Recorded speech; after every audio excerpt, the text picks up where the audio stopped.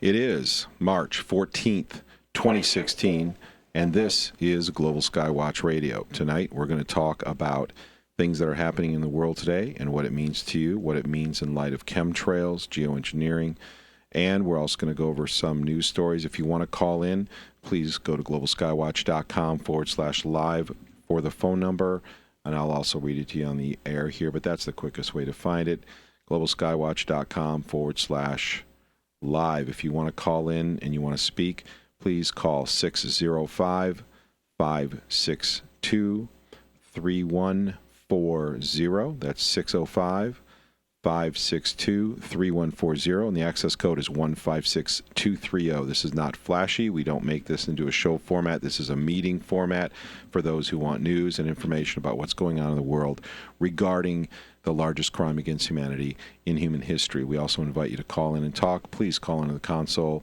and your access code, once you dial 605-562-3140, is 156230, then press the pound sign.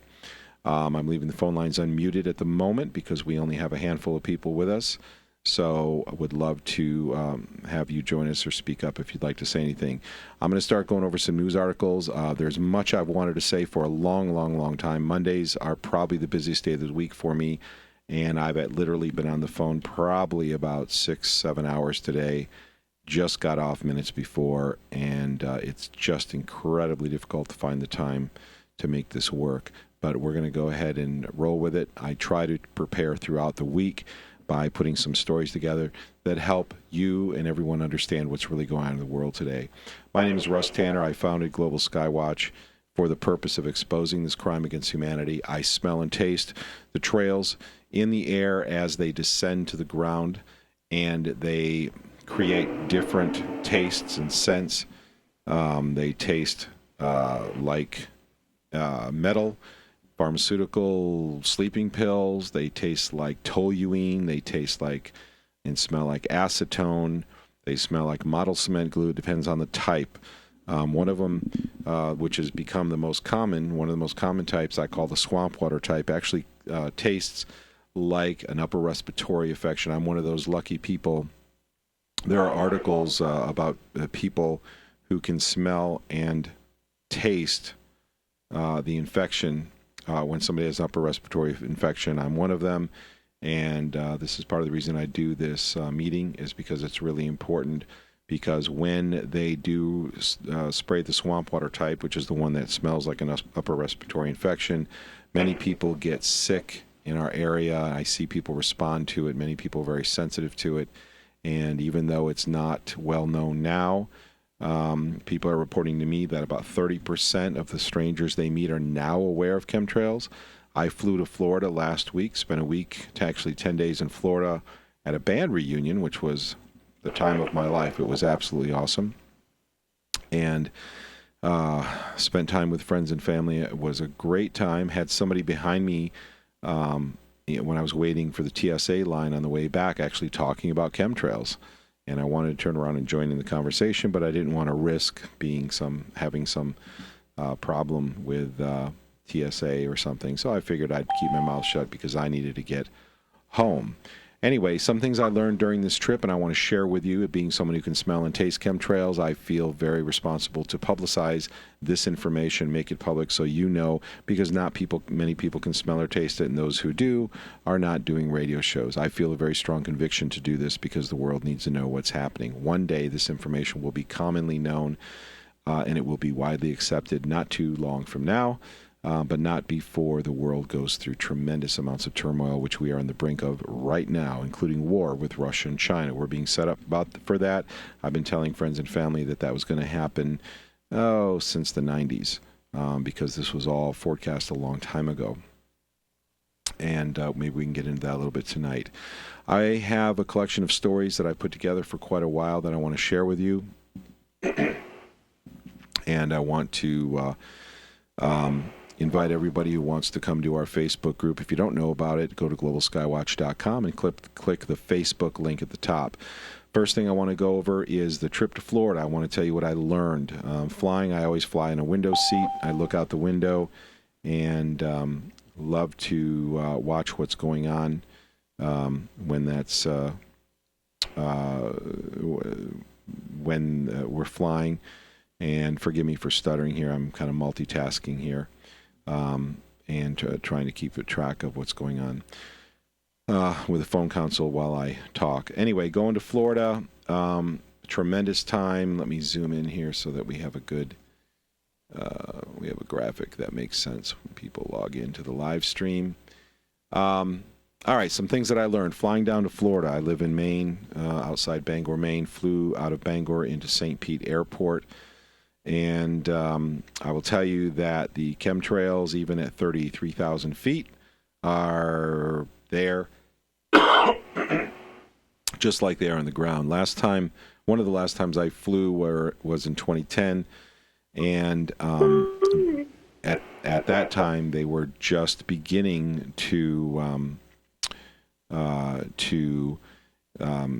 saturate the atmosphere. So when they started spraying in the area I lived in 2005, there would be no detectable spray in the atmosphere between the plumes that came to the ground.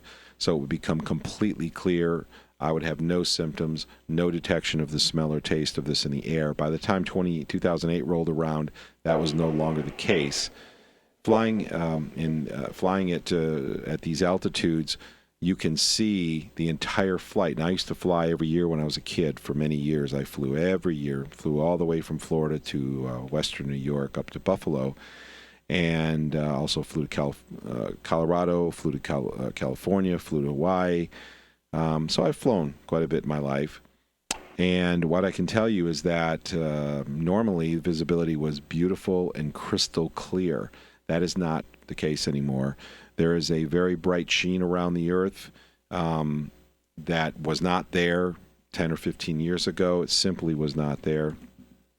And visibility was much, much better than it is now. Now there is this haze in the air that you can see all the way up the eastern coast when you're flying. Also, I can smell and taste it at that altitude, and you can see that haze comes all the way up. That bright reflective haze is in the upper atmosphere as well. And actually, technically not the upper atmosphere, but at flight level 33,000 feet and thereabout.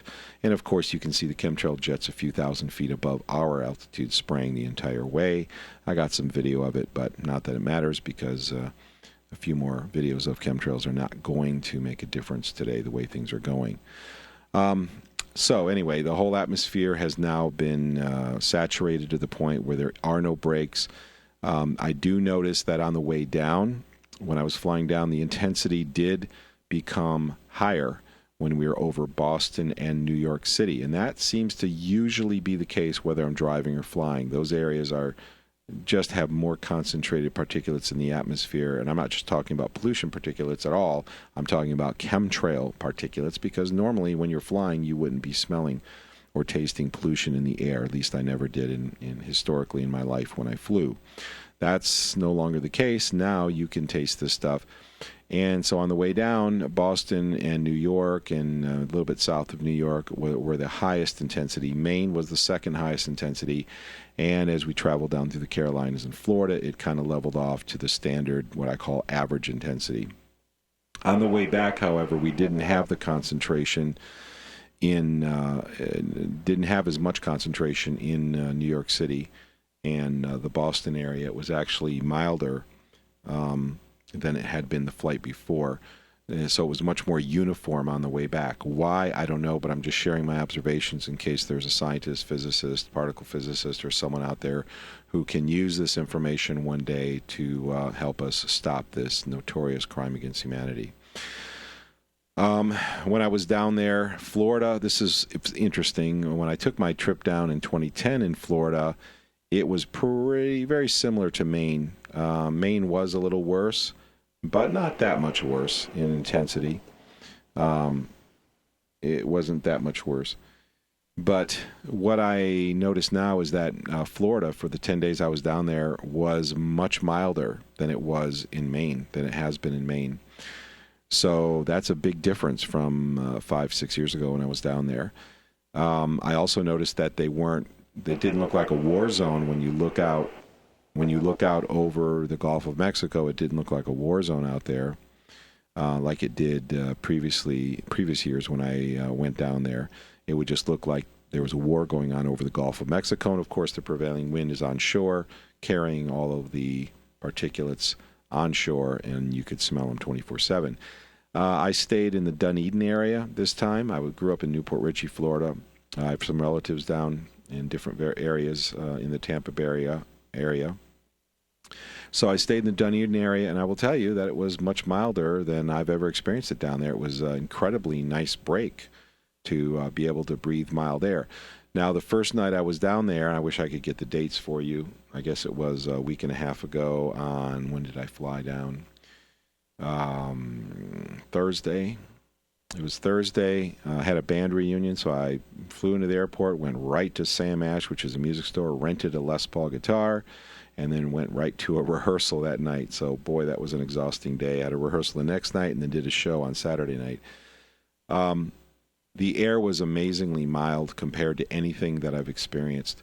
What I did experience the first 2 nights, I should have logged this, but I don't. I don't have time and effort, and I don't know that it'll make a big difference anyway. But just so you know, so you can get a feel for how this really works for those who are interested, so we have a record of this, is the first 2 nights I was there around 4:30.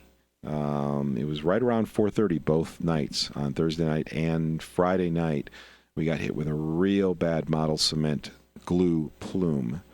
The first night lasted for about 3 hours. It was just an enormous plume that just sat there and didn't move very quickly. But once it moved by, once it cleared very slowly. It's a very slow-moving plume. Usually a plume will only last about an hour to an hour and a half before it clears. This one lasted about 3 hours. It was just very, very intense. But other than that, once it cleared, it went back to relatively mild levels. Still detectable. I'm not saying there wasn't anything in the air, but it was between very mild and medium levels, so I call that mild, which made me feel a lot better physically. It was amazing to have a week break like this. Second night, interestingly, we had the same type plume hit us. It hit us at about 4:30. It was actually 4:45, I believe, the second night. And it hung around only for about an hour and a half. And it cleared much more quickly than the night before. The third night I was down there on Saturday night, I don't recall that there was any plume. The stuff was in the air. The background level, low to medium level, was in the air.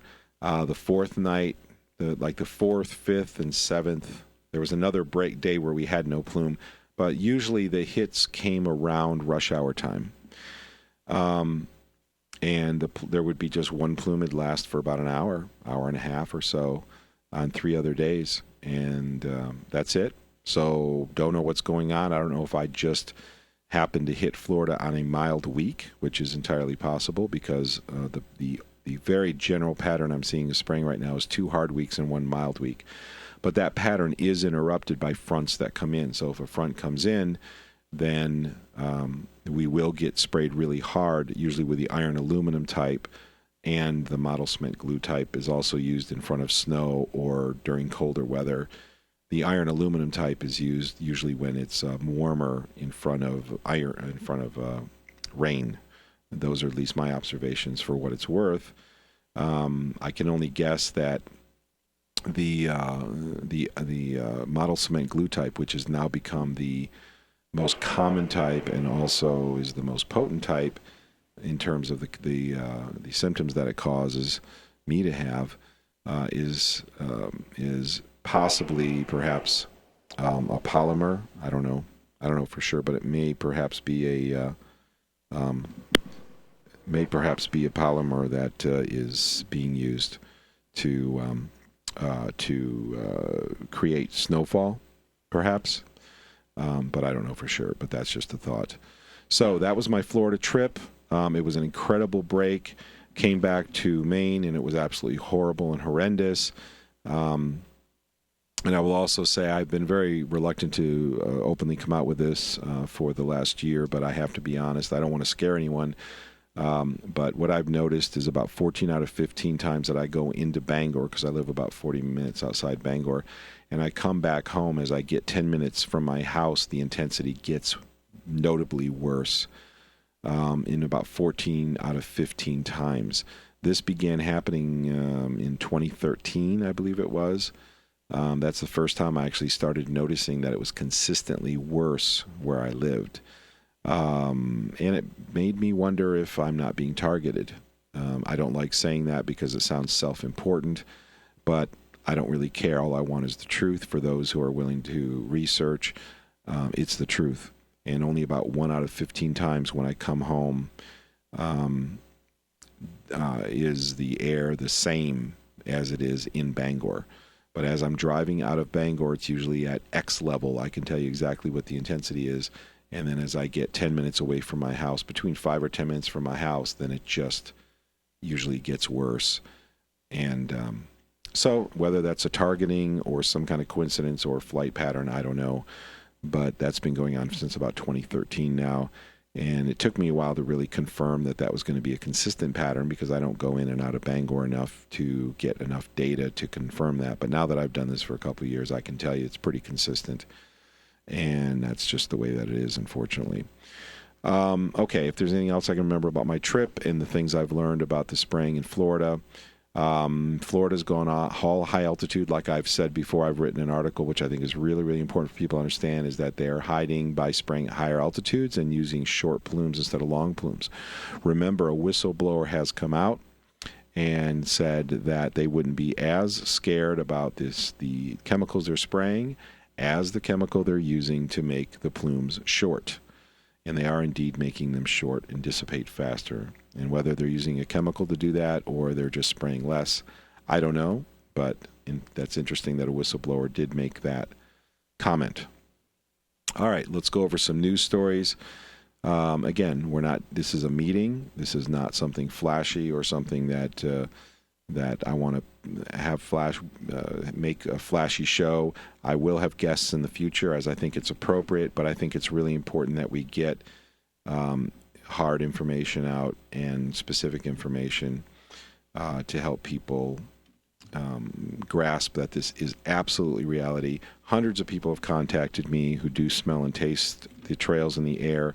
In fact, let me show you. If you want to read some of their comments, go to the globalskywatch.com website, and when you're here, just go to the home page, and you will see my chemtrail story and observations here in the lower left sidebar.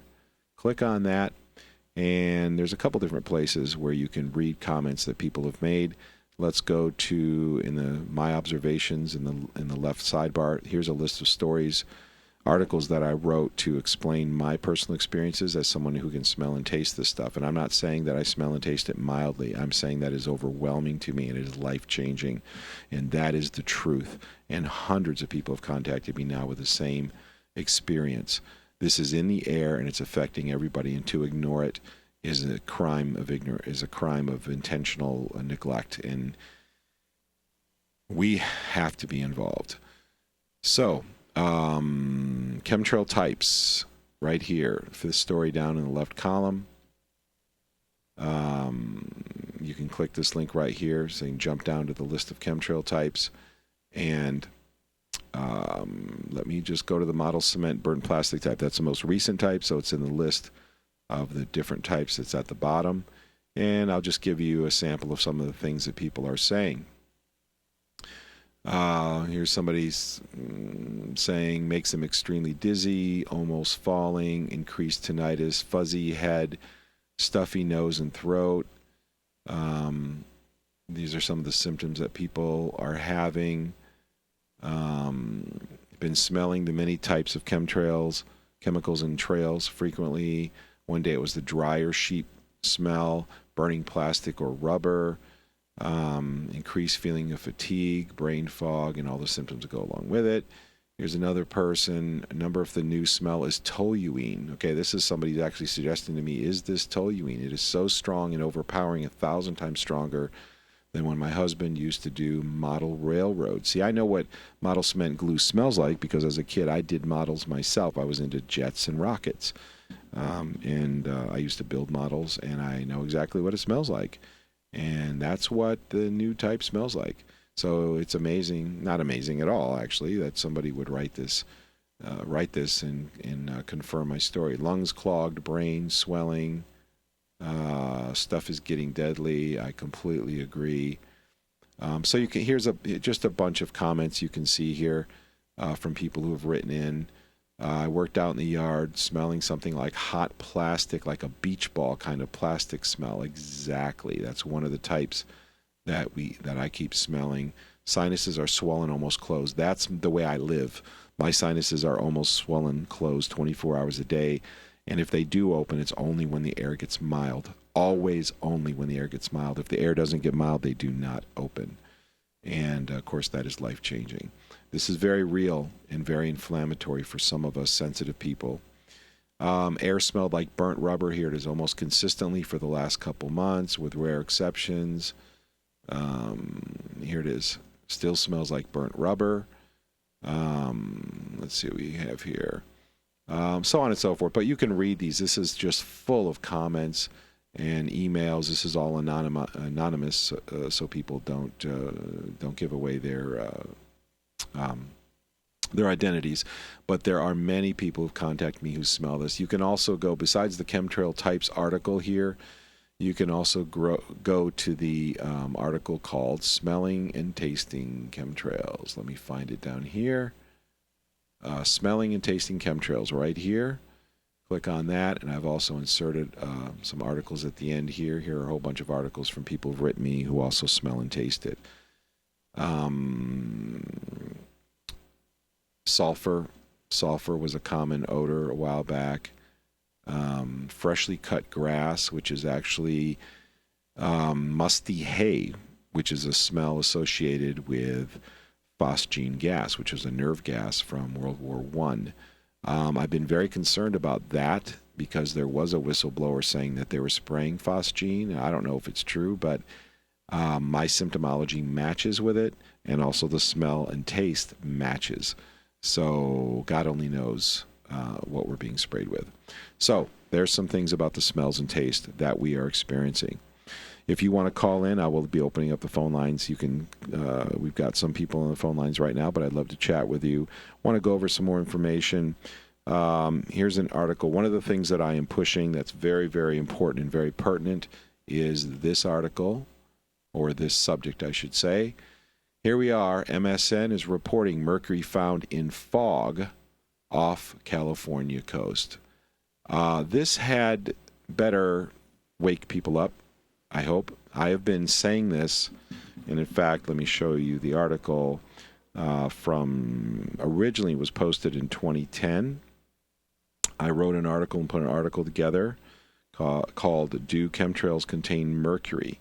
And the reason I did that, and this is a very, very important subject, I mean, but it actually fits. If you understand who the elites are, who the people are who are spraying, what the purpose are they're spraying, I'm going to get into that in a minute. There are different articles, but are different reasons. But here's an article I wrote, Do Chemtrails Contain Mercury? The reason I wrote this initially was because, in fact, this particular post was made in February 2008, because I started noticing that the new chemtrail types caused me to have symptoms that are specifically associated with mercury poisoning. And I know mercury poisoning very well, and I know that there are many symptoms that are caused only by mercury. There's no other known substances that induce certain of these symptoms. And so I started saying, according to my symptomology, chemtrails are containing mercury. Now that makes complete sense to me, because I know once you understand the reason that they're spraying, and once it makes you put the pieces together, mercury, of course, is one of the things that they would spray, because mercury is what was put in amalgam fillings and in vaccines and in red tattoos and in coal burning power plants, which they've been very resistant to cleaning the emissions from, and in other sources. They've been very resistant to warning people properly about what's going on with fish, saying things like, oh, well, just limit yourself to one piece of fish a week. Really? If you had seen the video that we made that showed how much mercury is coming off of fish, it contaminates your entire kitchen to the point where it's considered a poisonous factor when you open up several cans of fish in the kitchen. And I really encourage you to watch that video about fish. You can find that right up here. Go to the Orbis Vitae website. That's orbisvitae.com. That's how you spell it. Orbis Vitae means circle of life. And once you go to the forum, in fact, let me go to the homepage and I'll bring you to the forum. Here's how you do it. Go down here to the Media Depot, this link right here, or you can use this link here. Go to the Orbis Vitae forum. Either way, it brings you to the same place. And look at the top, and there is a video that we made called Mercury from Canned Fish Contaminating Your Kitchen. So why were they so slow in warning people and saying, oh, yeah, I have one a week, it's okay? Why? Because the powers that be love mercury. Mercury causes fear. It causes people to be subservient, easily controllable. This is directly from a study. Those are the words that were in a study that I found years ago about people who are mercury contaminated, mercury toxic. It also causes, according to Dr. Hal Huggins, at least 200 of the most common diseases today over a long period of time, many years, for those diseases to manifest. And therefore, it's very hard to connect those diseases with what's going on with the actual source of mercury. Plus, in the 30s, the proper methods for mercury diagnosis were removed from the physician's desk reference and from medical training, and that was done, I'm sure, intentionally. That wasn't a mistake. Some of the modalities for cancer treatments, they used the excuse that they were running out of room, and they removed some of the real easy things that you don't have to be in a hospital to do. So they didn't make money on it, so of course they're going to remove those. Anyway, so wrote this article. Let me get back to it here. Do chemtrails contain mercury? This is a huge subject, and one day, people may be slow to catch on, but one day before too long, people will catch on very quickly because they're going to wonder why they're having all of these issues. Okay, right here. Here's the article. All right, so here's some of the things the article talks about. After 2000, particularly between 2005 and 2010, numerous mainstream media articles began appearing exposing skyrocketing mercury levels in humans, animals, and soils across the United States and Europe. This is the same time period the public witnessed the sudden appearance of jets in the sky emitting plumes. So that's where the explosion took place. I mean, we have had sightings of spraying back into the 80s, of course, but this program really took off between 1995 and 2005. That's when we really saw the explosion take place of these jet plumes. Is there a correlation between the plumes and dramatic rise in mercury in the environment? This article from the National Wildlife Federation blames increasing mercury levels on contaminated coal-burning power plants. Well, of course, they've got to have a narrative. They've got to have a story to blame it on something. That's why you see these ridiculous stories in magazines all the time saying, bad sleep habits associated with thyroid problems, are vision problems associated with digestive problems. I mean, you see this trash. This is absolute trash that comes out every week to confuse people, because invariably what you see is they are hiding mercury. They never mention mercury. And they don't tell you that the reason why people who have thyroid problems who also don't sleep well is because they both have mercury toxicity. Those are two symptoms of the same cause. That's why there's an association. That's why that disease or those symptoms occur in one and in the other group of people, because they both have the same cause. And I see this this has gone on for years. And this is journalism, controlled journalism meant to confuse people. So here's what the National Wildlife Federation is blaming this huge increase of mercury on. They're saying, it's coal-burning power plants, which makes no sense in the big picture because we're finding this across the United States. And, of course, what they have to do then is come up with a story saying, well, this coal travels all the way across the United States, but out of some God-granted coincidence or whatever it was, I do not know. I happen to know about this because we did a study on the coal distribution from mercury distribution from coal-burning power plants years ago, and found that it causes what's called a Gaussian distribution of mercury from the coal-burning power plant that's prevailing downwind in a teardrop shape, peaking or ending at about 12 to 14 miles downwind, not going miles and miles and miles and miles, and not coming all the way from China like they claim, Chinese coal-burning power plants. All right, here's another article. National Health and Nutrition Evaluation Survey finds mercury in women. Every 2 years, a National Health and Nutrition Evaluation Survey is conducted. This test evaluates the blood in 6,000 women. In 2000, 2% of women had inorganic mercury in their blood. In 2006, 6 years later, this value rose to 30%. 30%. 2% to 30% in 6 years, right at the same time spraying went crazy across the United States. Is that a coincidence? Of course not. Everything has a cause. It's not magic. It's not smoke and mirrors. Everything has a cause, and it's right in front of your face. 2005 was the year most people saw dramatic increases in the amount of chemtrail spraying.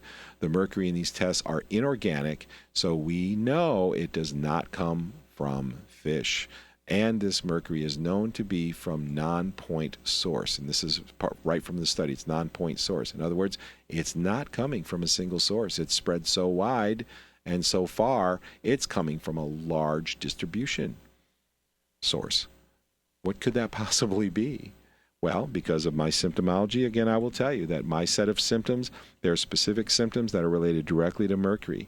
And since I had this unique experience of being very mercury toxic and completely overcoming it to the point where I had no symptoms whatsoever, I had a dramatic recovery, I know what those symptoms are. I know exactly how they feel. I know how they work. And I can tell you that they are associated with the intensity of chemtrails in the sky, being that or in the air, that have descended to ground level. When I smell and taste it, the symptoms in myself and other people around me increase. Yes, mercury symptoms along with other symptoms as well, but mercury is one of them.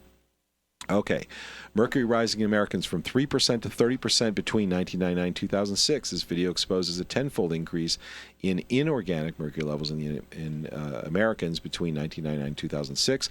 This corresponds directly with the time period the United States witnessed the largest increase in chemtrail spraying. So here's a video for you to watch that confirms what I'm saying. Okay, another article, mercury-led numerous toxins found in Arizona tests. So here are some specific things I'm citing here. I've had a number of people who are now finding mercury in their dust test and their rain test, personally contacting me. I did a dust test in Bangor here and found mercury, 0.2 or 3 micrograms of mercury in the dust. And we have to ask ourselves, where on earth is this coming through? And that's not a small amount. I mean, microgram sounds like a small amount of mercury, but it is so toxic that is not a small amount of mercury. June 25th, 2014, Arizona Senator Kelly Ward held a public hearing dealing with the subject of chemical aerosols, chemtrails. In this hearing, it was exposed that mercury was one of the components being found in rainwater debris testing. Numerous rainwater and dust tests contain mercury. So you can go online. I started seeing this in the late 2000s. I started seeing literally for a period of time every week articles were coming out in mainstream media saying China is contaminating us with mercury from their coal-burning power plants and saying this stuff is traveling across the ocean to the United States. I do not believe it for a second. The mercury is extremely reactive with chlorine and the salt that would be in the air. Mercury was very, very reactive to many things. I don't believe it can travel that far. I just don't believe it. It doesn't make any sense whatsoever. But, of course, they would want to blame it on China because one of the tenets of globalization, because they want to facilitate globalization, so they're going to kill two birds with one stone. They're going to say, okay, we're releasing all this mercury. We've got to explain where it's coming from. Let's blame it on China, because then it looks like a global issue, and this legitimizes the need for global legislative authorities to ban, stop, or regulate pollution. So they said, well, let's go ahead and make this story another opportunity to promote the need for globalization, for global governance. And that's exactly what they did by using that disinformation. I hope this makes sense because we're moving towards a one-world government. We're going to talk about that in a minute, because that's part of what this is all about. Some chemtrail types present symptoms identical to mercury. Let me show you some of those. Ringing in the ears, oily skin. Oily skin is caused by elevated dihydrotestosterone. Elevated dihydrotestosterone, which is a unique symptom of mercury poisoning. Also increases facial hair on women, or hair in general on women. Dihydrotestosterone elevated also makes men bald, destroys hair follicles, increases homocysteine, which increases your cholesterol. Did you know that cholesterol is related to mercury toxicity? Also, you can't go get a blood test and tell if you're mercury toxic. It's much more complicated than that. You need a urine porphyrin test or another type of test.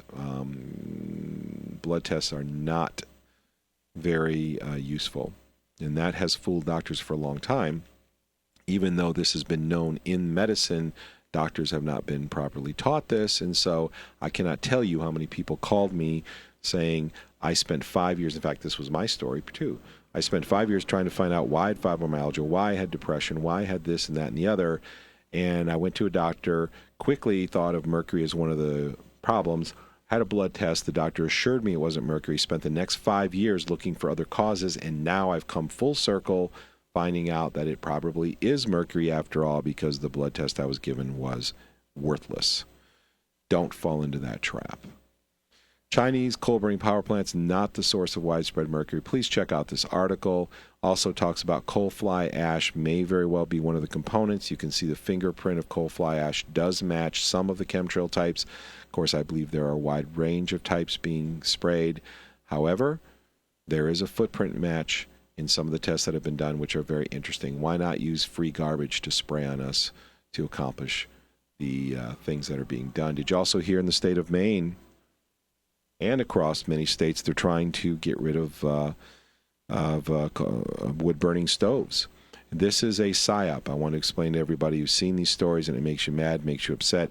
What they do is they are trying to, when they have these laws saying, hey, we're trying to clean up the atmosphere, when they do all of this stuff that seems like a good thing, like they really care about cleaning, they really care about pollution, they really care about passing legislation to help the world, the biggest reason for that has nothing to do that. Why? Here in one hand, they're spraying more poisons and toxins in the whole world than has ever been sprayed in human history, and on the other hand, they're trying to stop people from using wood-burning stoves, which is an absolute drop in the ocean of pollution compared to chemtrails. Why do they do that? Does it make any sense? Of course it does, because it's a psyop.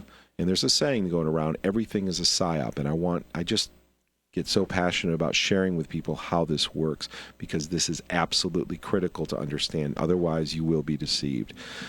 What happens is that when government is passing these types of laws, it makes people feel like the government really cares about these issues and is trying to clean up the environment. This makes it much harder when you go to somebody and you try to present the fact to them that they're being sprayed with chemical aerosols. It makes it very hard for them to believe that that's true, because they're like, well, why would they be, this is what you'll hear people say, well, why are they passing all these laws? Why would they do that? It doesn't make any sense. No, it does make sense, because they want you to have the very response that you're having right now. That is the point. They look like they're cleaning up on one end to fool the public. This has nothing to do because they care about the environment. They want to make the environment dirty while appearing to care. So that's what they do, and that's the way that it works. All right, let's move on. So this story, anyway, getting back to the story, mercury found in fog off, this is mainstream media MSN, in fog off California coast. And of course, what do they say? We don't know where it's coming from. It's a hazard to ships. It could be this, it could be that. We don't know. It's probably from industry. Mercury gets into the oceans. And of course, they're going to make innuendos again that this is a global problem and an industrial problem from smokestack emissions and other industrial sources. It's a public health concern. Writing these articles, it sounds like they really care and they really want to do something about it. But anyway, so there's another article. All right, I want to talk to you for a minute about these these clouds. We're going to go to the Global Skywatch website here, and I'm going to show you where you can navigate and find the stuff that I want to show you. Go to the chemtrail newsfeed. The chemtrail newsfeed that you see me hovering over right now is the number one. Before I go on, I want to just say I noticed that Livestream has indicated that the broadcast has ended, and I don't know if the chat room is even working anymore. I am disgusted and sick and tired of Livestream's bugs. They worked perfectly for years. No more. I don't know why. I don't know if it's Livestream's fault or if it's my internet service provider. But whatever it is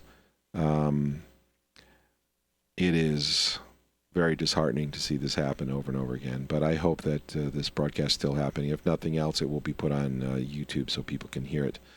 And we'll be getting the phone lines in a few minutes, so if you're there ready to talk, please hang in there. All right, let's go back to the Global Skywatch website. Go to the chemtrail newsfeed. This is where all of the number one most important stories are saved. So please spend some time going through the stories in the Global Skywatch newsfeed. We also have a general newsfeed. Let me show you that too. If you go to the top here, the general newsfeed, which is right below it,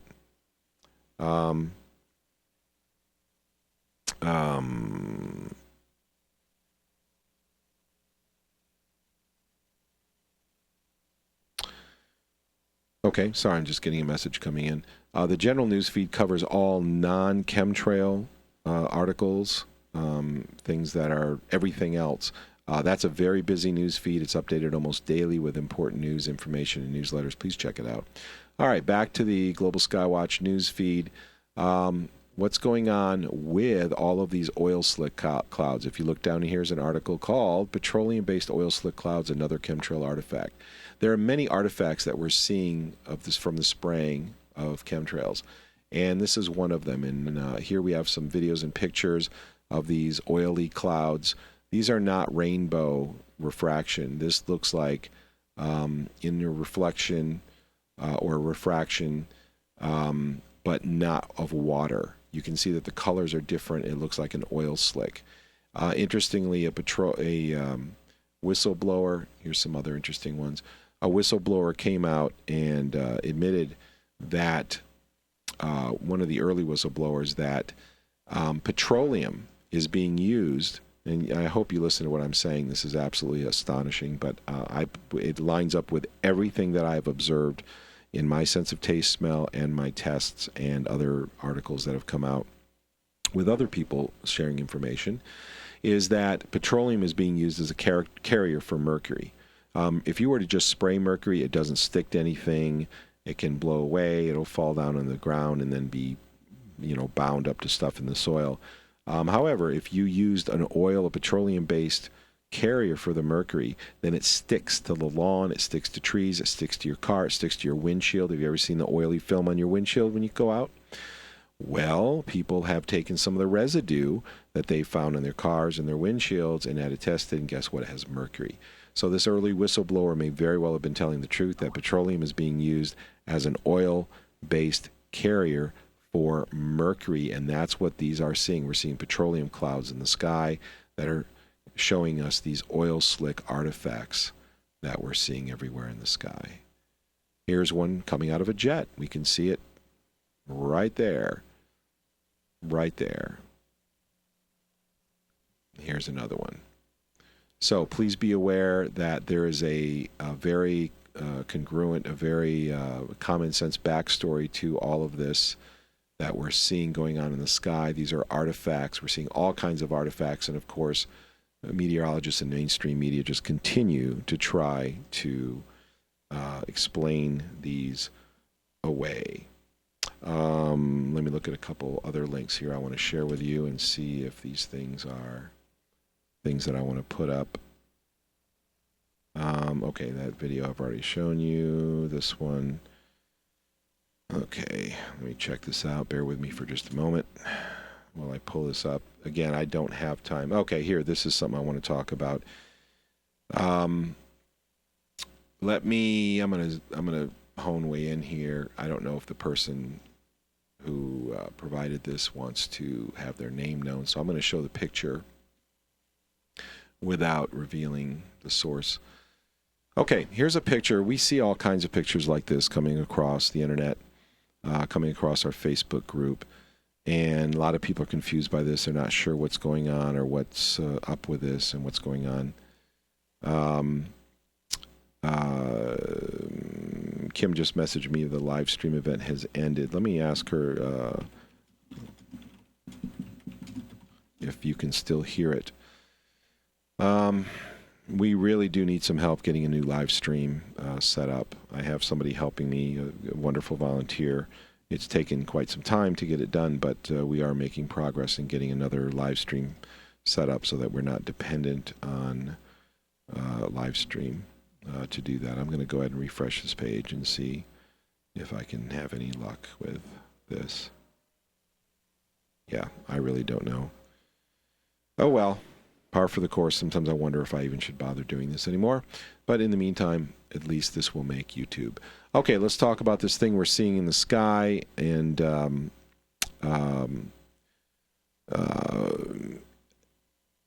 we had a whistleblower that I mentioned a minute ago that... got another message from Kim. Thank you for filling me in here, Kim. Videos there, audio, yes. No chat. Chat is on the bottom of the page. Okay, good. We have audio and video. That's great. No chat. That's a bummer. Getting real tired of live stream. I really am getting tired. I'm going to have to contact them this week and either pull the plug or get something done. Sorry about that, but that's what we do when we're on limited funds. Okay, I told you a minute ago about how the whistleblower said that be more afraid of the additives that are used. A lot of people wonder what's going on here. Here you have some cloud cover, as artificial as it looks. Nevertheless, it is condensed to a large degree, at least it looks like condensed artificial clouds. And then we have this trail through here. And if you look at so many of these pictures that have come across my desk, this trail shows artifacts of an actual clearing where it actually clears the cloud cover and it kind of falls below. And what it looks like has happened here is a jet has dropped a payload above these clouds, and it has fallen through and started to dissipate the cloud cover. And I think that's what's going on here. And in fact, I saw that once they started switching to short, non-persistent clouds to hide them from the public, and remember, they are doing that. I saw it happen in 3 different areas. So don't think that small, short trails are contrails. That is an absolute lie. It is bad information. That is not what's going on. They are not condensation trails. This is not what's going on. So what I saw is planes spraying non-persistent trails over and over again, and after a little while, you would see cloud cover, even just after 45 minutes to an hour, form right below the flight path of all these jets that are flying in this path. Well, here we have a jet that went above this cloud cover, dropped their payload, and it started to dissolve the cloud cover, and you can see this artifact. Again, this is not something you see more than 15 years ago or that long ago. I mean, this is a relatively new artifact that we have been seeing all over now. So I wanted to offer my explanation for what these are. Again, not magic. There's an explanation for everything. There's a cause and effect for everything. If you see an artifact, it has a cause. Unless God himself committed a miracle, there's an artifact. There's an explanation for that artifact, a physical explanation, and I believe that's what this is. So a jet dropped a payload above this cloud cover, and we're seeing the dissipation. And this is good evidence that whistleblower was probably telling the truth. We're seeing the dissipation of these clouds under that flight path. Okay, let me cover some more news here. Give me a second to pull this up, if you would. Okay, here we go. Airlines requiring proof of vaccination for domestic air travel. This is coming down the pike. This was posted about a year ago. This was on National Report. Here's the header right now. It actually is right now. This is a live document that you're seeing. And of course, they're spamming all over the place with videos. But anyway, they're saying, of course, you know, the punchline of the story is that if you don't have your vaccines, you're not going to fly anymore. And that's how they're going to force more and more people to vaccinate. And they're going to use it as a public safety issue. I am wholeheartedly against forced vaccination. In fact, I believe that the vaccines are one of the largest medical frauds perpetrated upon the American public. And I don't say that because I have a feeling or an idea. I said it because there is an ample amount of evidence showing that this is true. And the only reason people don't believe it is because they haven't come to understand how often and how big the lies are told to them. And let me show you what I'm talking about here. Go to orbisvitae.com. Here's the home page. Scroll on down the home page to this article, Immunization Graphs, Natural Infectious Disease Declines. Click on this graphic, and you're going to see something that every single parent should see. This thing has only about 8,500 hits on the web page. Of course, it has 1.1 thousand likes. That's good, but it's been up for years. If you haven't seen this and shared this, you need to please share this on your Facebook page. This was put together by doctors. This is put together by doctors. Let me say that again. And these graphs show one of the most important things that parents need to know. Now, of course, we know vaccines contain massive poisons. Mercury, if you took a vial of the vaccine adjuvants and additives and you didn't have a vaccine and you injected in somebody, it would be a crime. It would be a poisoning. Statistically, it contains much more poisons than people are allowed to have. It's just it's just unbelievable that people tolerate these lies. Nevertheless, here is tuberculosis mortality rates per 100,000 between 1880 and 1960. Look what happened to tuberculosis. It went down, down, down, down, down. And then finally, vaccination was introduced between 1948 and 1954, depending on the province or territory. So there it is right there, when tuberculosis had already decreased in a grand way. I'm going to show you a couple more, but these graphs go on and on and on. Here's measles. Look at the decline between 1935 and 1983. Boom, all the way down here, and this is the point at which vaccinations were introduced for measles. 1963, live, and in 1964, the inactivated type. Couple more graphs here. I mean, this goes on and on. Tuberculosis, no vaccination adopted in the United States for this on a regular basis, but look at the decline. So why do these declines happen?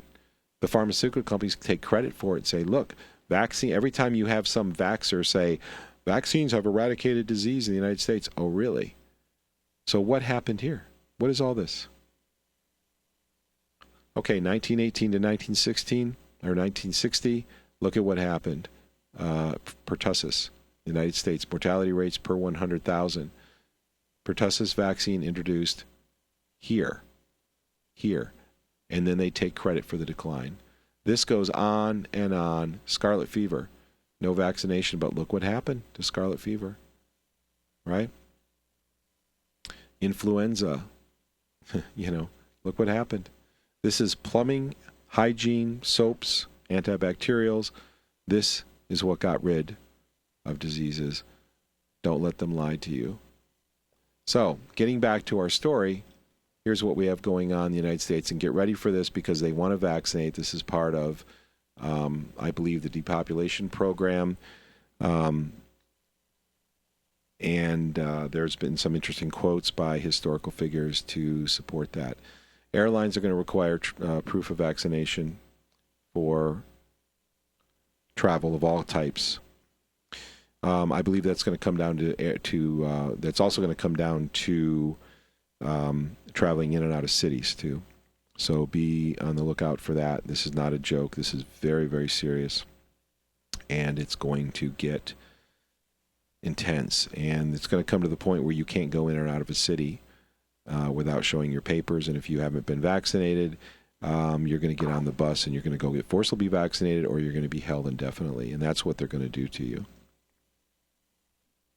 That's the world we're living in right now, as long as we sit around on our hands and do nothing. And we are losing, people. We are losing this battle. People are not doing what they should be doing. we're losing this battle because people are sitting around waiting to see what's going to happen, and I can already tell you what's going to happen. It's going to get bad. Okay, here's the article I wanted to share earlier. EPA to ban wood heat. This is February 1st, 2016. EPA to ban wood heat. Really, because it's polluting the atmosphere. And you who know that chemtrails are happening, this is absolutely ridiculous and laughable. But it's what they get away with because people are choosing to be ignorant. People who choose not to know about vaccines, people who choose not to know the truth about what's going on in the world today and about chemtrails are doing great harm to their family and to their loved ones by remaining willfully ignorant. Willful ignorance is absolutely dangerous. Yet, people allow themselves to do it all the time. Allow themselves to remain willfully ignorant.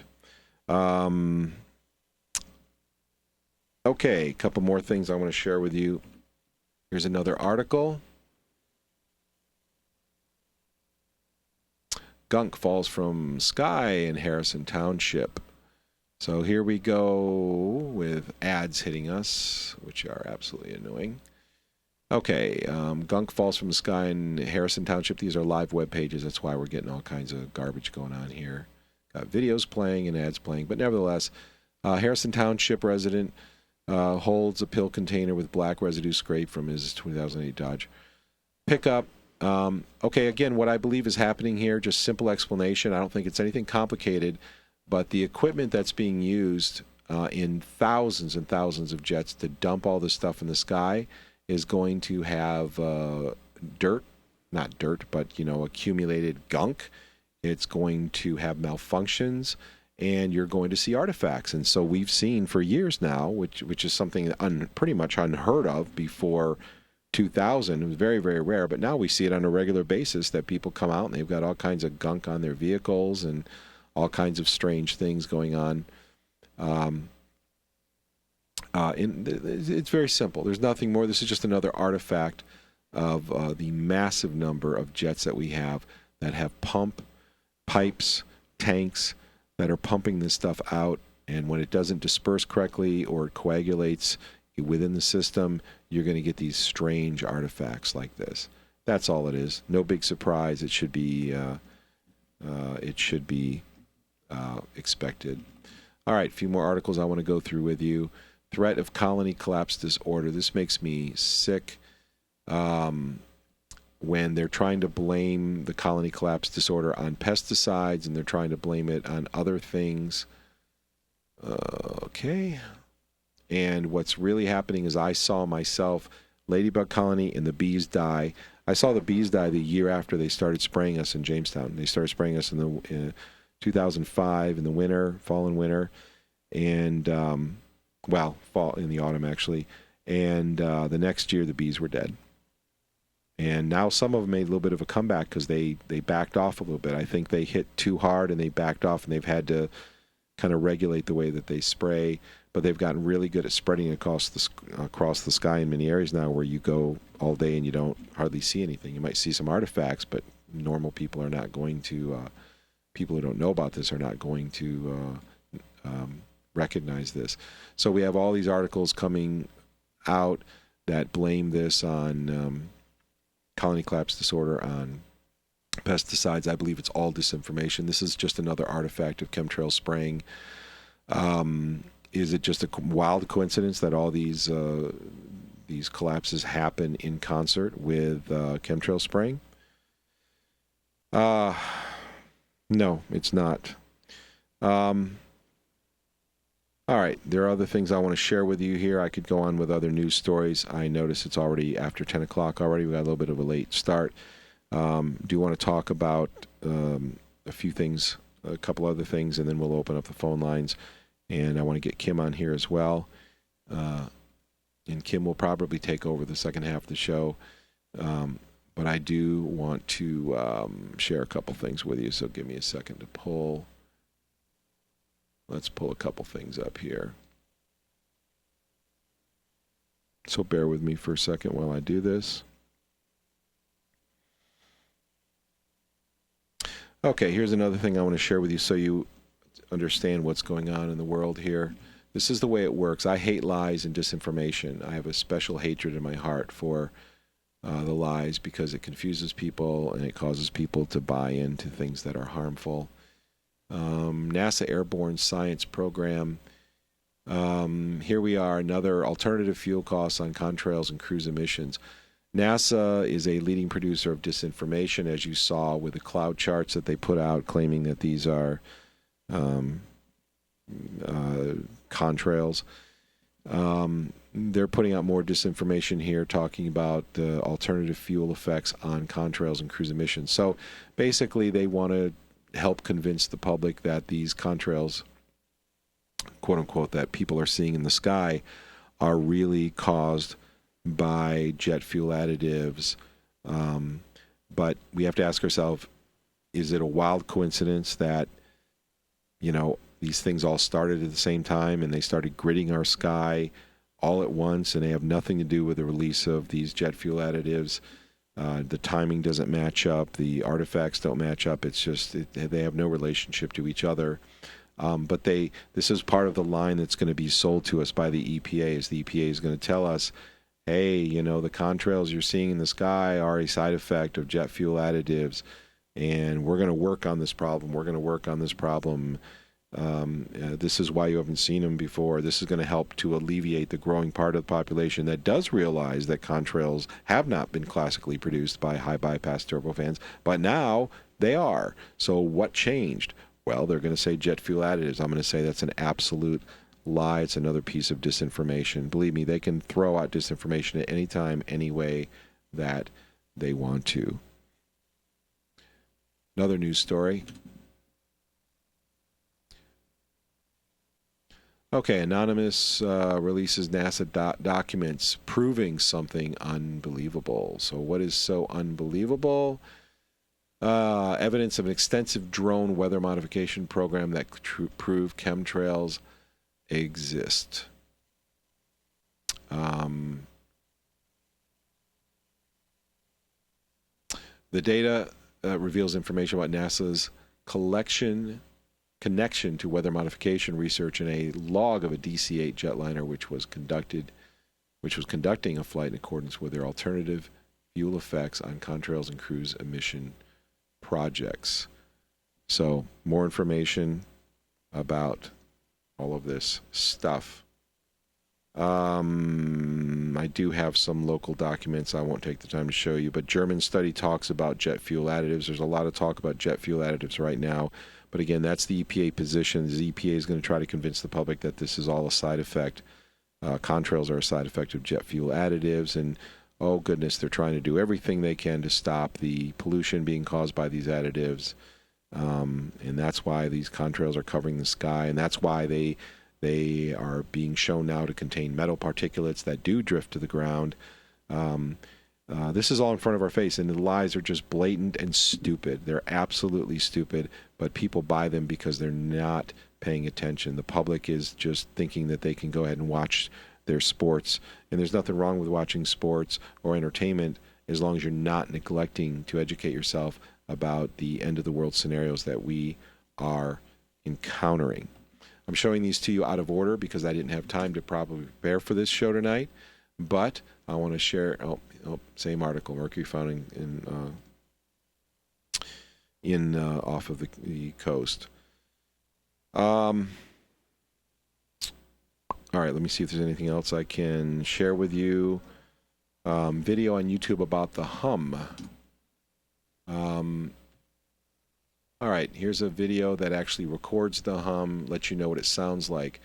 The hum is something that I do experience very loudly. It has different volume levels, but usually it's just at its loudest setting, although it does seem to have gradients where, gradations where it'll be at loudest. It's almost like there's about, 5 or 6 levels of volume, and it always fits into one of those slots. It's not really linear. It's more like the volume level is digital, sort of.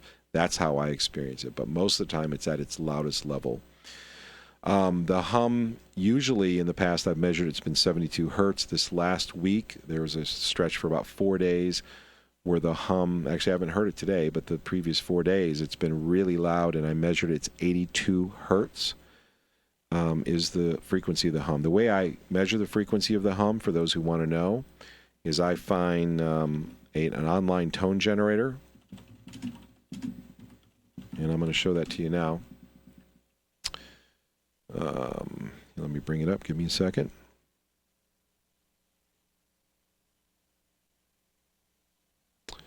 Well, everything is going really, really slow.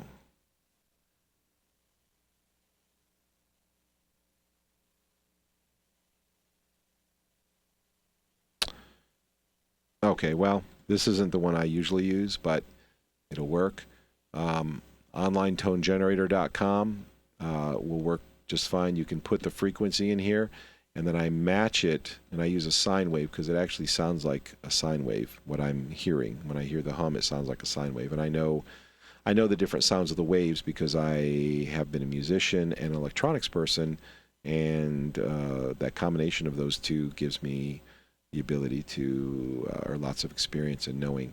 So basically you can put 72, 73, or whatever, 82 hertz. I hope I didn't misspeak, but 82 hertz has been the last one I measured for the last 4 days.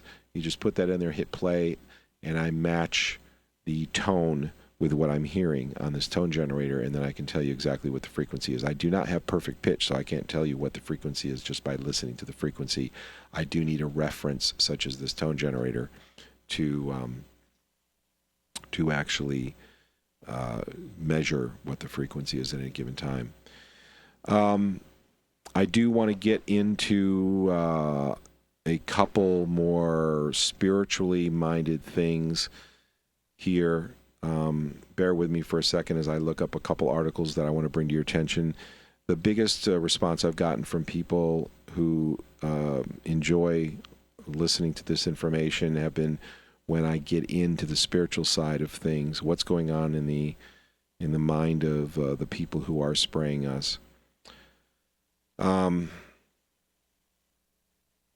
I want to share some of this with you. I have shared with you about the Dead Sea. Right now, the Dead Sea, I want to find this article. Give me a second here. And I'm sorry, again, I'm not well prepared because I've just been absolutely, Mondays are just the most busy day for me, and I just don't have time to prepare. Here, I'm coming across this article while I'm at it. Connecticut, dental mercury rule imperils patients. Okay, well, I'm trying to get access to this page because it's blocking me from doing anything. Anyway, the bottom line is in some parts of the United States that they are only allowing people who are on supplemental help okay, that's a waste of time because I can't do anything with it. Supplemental help to get mercury fillings. That's the only kind that the government will pay for. Why do you think that is? They say it's because they're the cheapest ones, but think about it for a second. We know now what mercury does to people. We've known for a long time, since the 1800s, what mercury does to a large degree to people. We've known how poison it is. It's been taken out of medications and cosmetics for decades. Yet, there are states that only fund those on assistance if they get mercury-based fillings. Of course, this is just more of the same. They want to get as much mercury in the public as possible because it causes you to be fearful. It causes you to be easily controlled, and it causes the diseases that the pharmaceutical industry loves for you to have. This is all just more artifacts of the pharmaceutical and oil control of our government. Here's a video which I won't play the whole thing, or I won't play any of it really, but mercury pollution strikes the Grand Canyon. The Green Report from RT, the big picture. Mercury again found, I know I'm doing this out of order, but back to mercury being found everywhere. Grand Canyon's loaded with mercury, and everybody's shrugging their shoulders, wondering where on earth is it coming from? Well, we know where it's coming from. No big surprise there. Let me throw a couple more stories. I've got so many things I wanted to share over the months that I haven't been able to share because I haven't been able to do the show for one various reason after another. But today I just made myself do it despite the fact that time got away from me. This was about CERN. Okay, this is... many people don't realize that CERN, getting to CERN's, one of their logos has the Star of Anu. The Star of Anu has different meanings, but one of them is the rulership of the elite, the group of people who actually have taken and held rulership for centuries in the world. And there's a whole system of occultic symbolism behind them. And the 8-pointed star is one of them, and it's called the Star of Anu. And all of these gods, one thing that people need to realize, in case you haven't heard me say this before, when you start getting into the occult beliefs and you start understanding the connection that people have who are in rulership positions with the occult, and who have studied this, that there are so many things that there's so much symbology that all points to the same thing. And let me give you an idea. For instance, if you look on the $1 bill, of course, you have the pyramid, you have the 33 steps, you have the 5-pointed star, which says M-A-S-O-N, if you look at the letter that falls in those 5 positions. But what people don't realize is the term e pluribus unum, which means in many, one. That is taken from the Cumaean Sibyl. Most people don't know where that comes from. They think it's a sign of the melting pot. Well, you have to understand, in occult symbology, there's just like in disinformation, there's a public explanation for what something means that hides the private actual meaning, the secret meaning. And what e pluribus unum actually means when you look in the occult writing is it means that Lucifer has put on many faces, but he is one. That is what, and I'm not making this up. This is right from their own writings. People think it's a reference to the melting pot of many nations coming in the United States to make up the melting pot. And this is what I was taught in high school. I specifically remember being taught this, actually, because I found it interesting. Years later, imagine my surprise when I find out it actually means that all of these different gods, whether it's Anu or Set or Horus, and on and on and on, that these are all different aspects of Lucifer.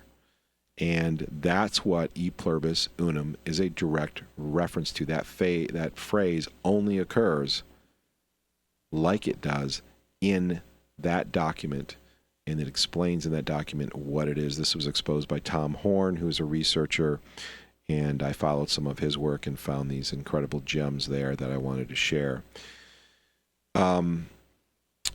There's so much more. The 8-pointed star of Anu. Where do I want to go from here? What's happening? One thing I wanted to cover too, and I really should get to the phone lines, is right now what's happening. I'm looking for this article that shows all of the big holes that are forming around the Dead Sea. This is extremely significant. As I've shared previously, the Dead Sea has retracted, has the level's gone down about 70 feet, and there's a big cleft about 2/3 of the way south in the Dead Sea that makes it 2 separate bodies of water right now. And in Isaiah 35, and in Ezekiel, there's a series of prophecies about the Dead Sea and the surrounding desert. And if you look in Isaiah 35, it mentions the desert several times. And the word desert, if you look it up in the original text, the biblical text, is actually the word Arabah. And the Arabah is actually a proper noun, which means a specific desert. It doesn't just mean generally the desert. And what's going to happen is the Dead Sea will become 2 bodies of water, which it now has. This stuff has already happened. It will become 2 bodies of water. The southern portion will be given over to salt, which it has. The southern portion is given over to salt. The northern portion will become a rich fishing ground. This hasn't happened yet, but the salinity levels in the northern Dead Sea above the cleft that divides it into 2 bodies of water is reducing in salinity levels, and so it will support fish before too long. Why is this significant? Well, let me tell you a little bit more. Isaiah goes on to say that there will be pools there in the desert, the Arabah, and it will become a very rich place to grow produce, which is actually happening right now. That for the last few decades, farmers have bought up land and they pumped water from the underground aquifer, which was discovered. Of course, the Dead Sea is one of the deadest places on earth. There's nothing there. But the soil is incredibly rich, and they're growing record-breaking crops, record-breaking production in that soil. And so this is very significant. Now, I wanted to show you pictures of the big... I don't have it here, unfortunately. Again, I didn't have time to properly... I'm looking for it. I know I had it in this file here somewhere I'm looking through, but just don't see it. But hopefully I can show it to you next week. I'm going to keep looking and see if I can come across it. But the bottom line is these big dips in the ground have formed as the water level went down, and they're filling up with fresh water. And Isaiah says there will be pools. There will be a pool there, and the desert will blossom like a rose. The Arabah will blossom like a rose. And the reason that this is actually happening is Isaiah says that God is preparing the land so that when the Messiah returns, those people coming up from the southern land will have provisions along the way. In other words, they'll have food, water, and stuff to eat as they travel up to go see Messiah. This isn't going to happen in the future. This has already happened. And please don't let the monotone nature of my voice and the tiredness fool you. These are huge events that have nothing to do with anything man-made. This is happening right now. These are natural events that have occurred, and most of this already done. The salinity levels haven't decreased enough to support fish yet. That particular prophecy hasn't been fulfilled. But the pools forming around the Dead Sea and the Arabah, the fresh water supply, the farming of the land, the dividing of two bodies of water, the Dead Sea into two bodies of water, the southern portion being over salt, that has already happened. So most of those prophecies have already come true in the last 20 years. I've been watching this happen and trying to share it with as many people as I can, because I see so much absolute garbage, disinformation about the Bible on YouTube, on Facebook. It makes me sick. I've got these people that just keep spewing out these lies about the Bible. I'm very familiar with the Bible, and every single one of them are completely taken out of context or mistranslated, and they use this to slander God. And I would warn people to be very careful, number one, not to do this, and number two, not to fall for this garbage, because the Bible is going to be very, very badly slandered in these times. It's already happening. And Scripture says that during this short period of time, shortly before the return of the Messiah, there will be a strong delusion. And this delusion will suck in most people, or at least many people, if not most. And this is happening right now. The strong delusion, Paul talks about those who will love and believe the lie. And the lie is that Lucifer is Christ or a Christ. And I'm simplifying this, but that is essentially what it is. And that's why the Vatican has named their telescope Lucifer. They're starting to glorify the concept of Lucifer. If you look on TV, there's a show called Lucifer now that gives voice to a character that's kind of likable in kind of a rough, tough kind of way. And this is all in preparation for what's about to go down. Also, there's a show called Childless. I'm trying to recall the name of it again. I'm very tired, so forgive me. But Childless, I believe it's called. There's something more to the name by Arthur C. Clarke. And they made this into a mini-series on sci-fi. And what happens in this, I mean, go look at this. This is absolutely mind-boggling. Spoiler alert, I'm going to tell you what happens here. But this just came out in the last couple of years. But it was written by Arthur C. Clarke, so you have to understand that they knew this. They wanted to spread this information a while ago, and they have been for quite some time, because this is the mystery school's religion. This is what they believe, and this is what they are doing right now. There's a booklet by Blavatsky called The Externalization of the Hierarchy, where they expose the process of sharing their religion around the world, and that's what we see going on. In fact, you watch Saturday morning cartoons, you watch movies. You can't watch a movie today that's not dripping in symbolism. You can't watch Saturday morning cartoons without seeing the symbolism and the preparations that are being pushed down the throats of the children, who have no idea what's going on. The parents have no idea what's going on. And I'm sitting here watching this in absolute, utter astonishment as the whole world is being saturated with Luciferian, New World Order, Luciferianism, and the world doesn't know it. And many people are buying into the New Age religion and the idea, and I'm going to be very blunt with everybody here because I need to. My conscience wouldn't be clean if I wasn't honest. I'm not new to this. I've studied this for a long time. The idea that that you can visualize and change things through visualization. This is, again, part of the New Age propaganda that's called the deification of mankind. There's basically two philosophies in the world if you break it all down, and that is either God is God, and the other philosophy is that mankind is divine. And that's what the five-pointed star is about. You can have the five-pointed star right side up, which is the divinity of mankind, or you can have it upside down, which is the dark side. And this is what the occult does, and this is why Rockefeller actually made the statement in his book Memoirs that if you want to control or if you want to determine who wins a contest, you control both sides. There's always opposing forces, yin and yang. There's the light and the dark. There's the sun and the moon. There is the Ashtra and the male and female aspects that come together, which are symbolized in the Catholic taking of the disc. When the disc is lowered into the monstrance, it is a symbol of the coming together of male and female, and that's why there's a G in the middle of the compass in the square. That's the generative force, the sexual force. That's why the Ashtra is in the beginning of St. Peter's Basilica. That's why it's there, because it is the generative force. It's also the star of Anu right there in the Vatican, and it's also a sundial. But that pin in the middle of a circle, that dot in the middle of a circle, is the generative force. It is the G in Masonry. It is the sexual union between the opposing forces, the light and the dark, the male and the female.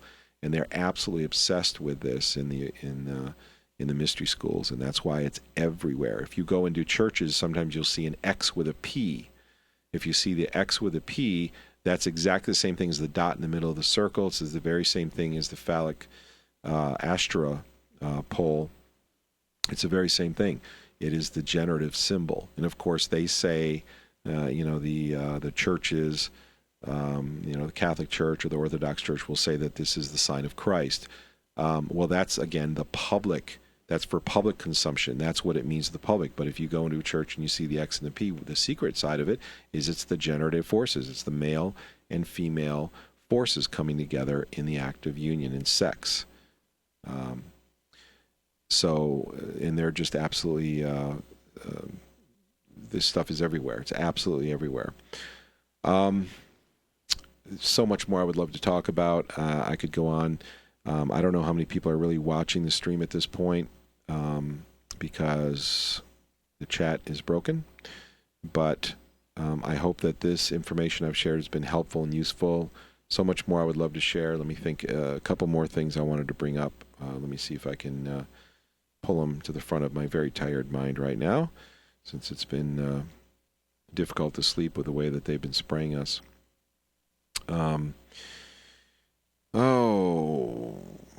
Algae blooms. A couple notes I have here. One thing that you'll hear Santana, Carlos Santana, an expert guitar player.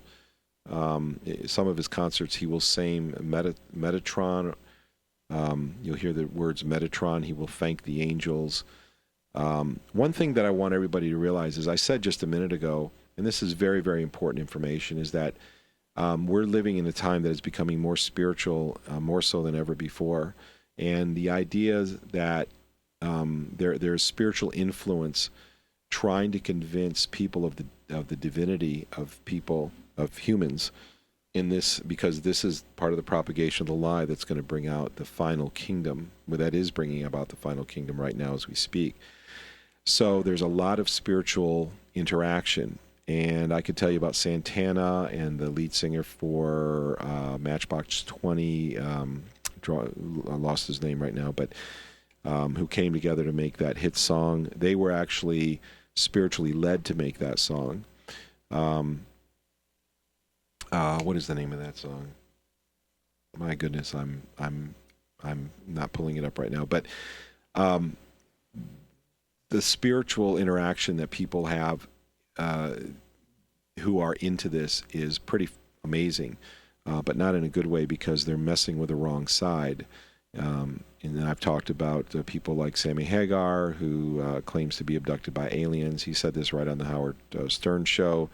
And David Icke, who believed after his spiritual experience where he was in Peru and he was overwhelmed, and all this information was downloaded into him, and then he claimed to be Jesus Christ for a little while. When people give themselves over, you have to never give yourself over. There's only one person you ever give yourself over to, and it is not spiritual entities.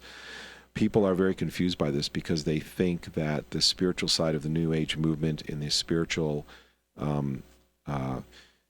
experiences that they have, which are many, and I've spoken to many people and heard from many people who've had amazing spiritual experiences, you have to understand what you're getting involved in and what you're dealing with, because the deception today is greater than it's ever been before, and here's why it's important.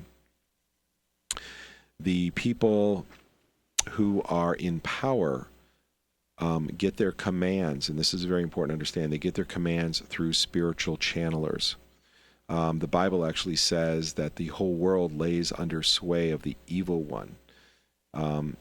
It says that we do not battle against flesh and blood, but are principalities and powers and spiritual entities in high places. And sometimes you read these things in the Bible and it's like, oh, it sounds symbolic. It sounds like, no, that's literally what it's saying, because the elite actually take their command. Sometimes you wonder why the elite, what they do. Why do they spread themselves? Why are they destroying the earth? And Scripture says, I will destroy those who destroy the earth. This is another end-time prophecy, because he's very unhappy. God's very unhappy about what they're doing. Very unhappy about what they're doing, and you don't want to be in those shoes. They're taking their commands from spiritual entities. In fact, in the higher level circles, you can't even get into their groups unless you are invited by the spiritual channelers. The channelers will channel you, and they will go out and tell you that you have been invited to join their group. You can't even get in the group unless you are invited. And this is all done spiritually. Their commands are coming spiritually. So now you see that those biblical prophecies, which people take as symbolism, are actually turning out to be literally true, because the commands that are coming down are coming through spiritual channelers. And this comes from whistleblowers who actually worked at the Vatican and who used to be directly involved in the delivery of those messages from the channelers to world leaders. Go on YouTube and search for Walter Veith and watch his lectures. Excellent lectures. I agree with 99% or 95% of what he teaches. He's got just about everything perfect. Couple things he misses. I don't mean to be arrogant in saying that. It's just that I happen to find a couple things that show that there's a little tiny mistake here and there, or maybe not exactly little, but again, the information is 95% or more really, really valid. Very, very important to watch. Walter Veith. So the big question is, when people start messing with spirits and they want to channel masters, and this is part of the New Age movement, is people think that these masters are going to come and guide them. What you have to understand is that if all this technology that they have been given, because we all know that amazing technology has come to the elites, and most people don't realize that it's come through spiritual channels. And I've said this many times before, that even Tesla himself and Plato and AC/DC and other people, modern people, many modern rappers, or even rockers from the 60s and 70s, like the Rolling Stones, talk about the entities that give them the music or that possess them when they're on stage. performers that you've heard about, modern day performers that do this. What we have to understand is that all of this knowledge that has been given to these people, if it was good, why was it given to the evil people? Did these masters these spiritual masters come and give all of this incredible technology just to the wrong people? Did they make a mistake? No, they didn't make a mistake. They did exactly what they wanted to do. They're given the power to those who are doing their will. So when they ally themselves with the dark side, then they receive knowledge to help them do the things that the spiritual entities want them to do. And this is part of selling your soul. And this is where many musicians have talked about this, that amazing things started to happen.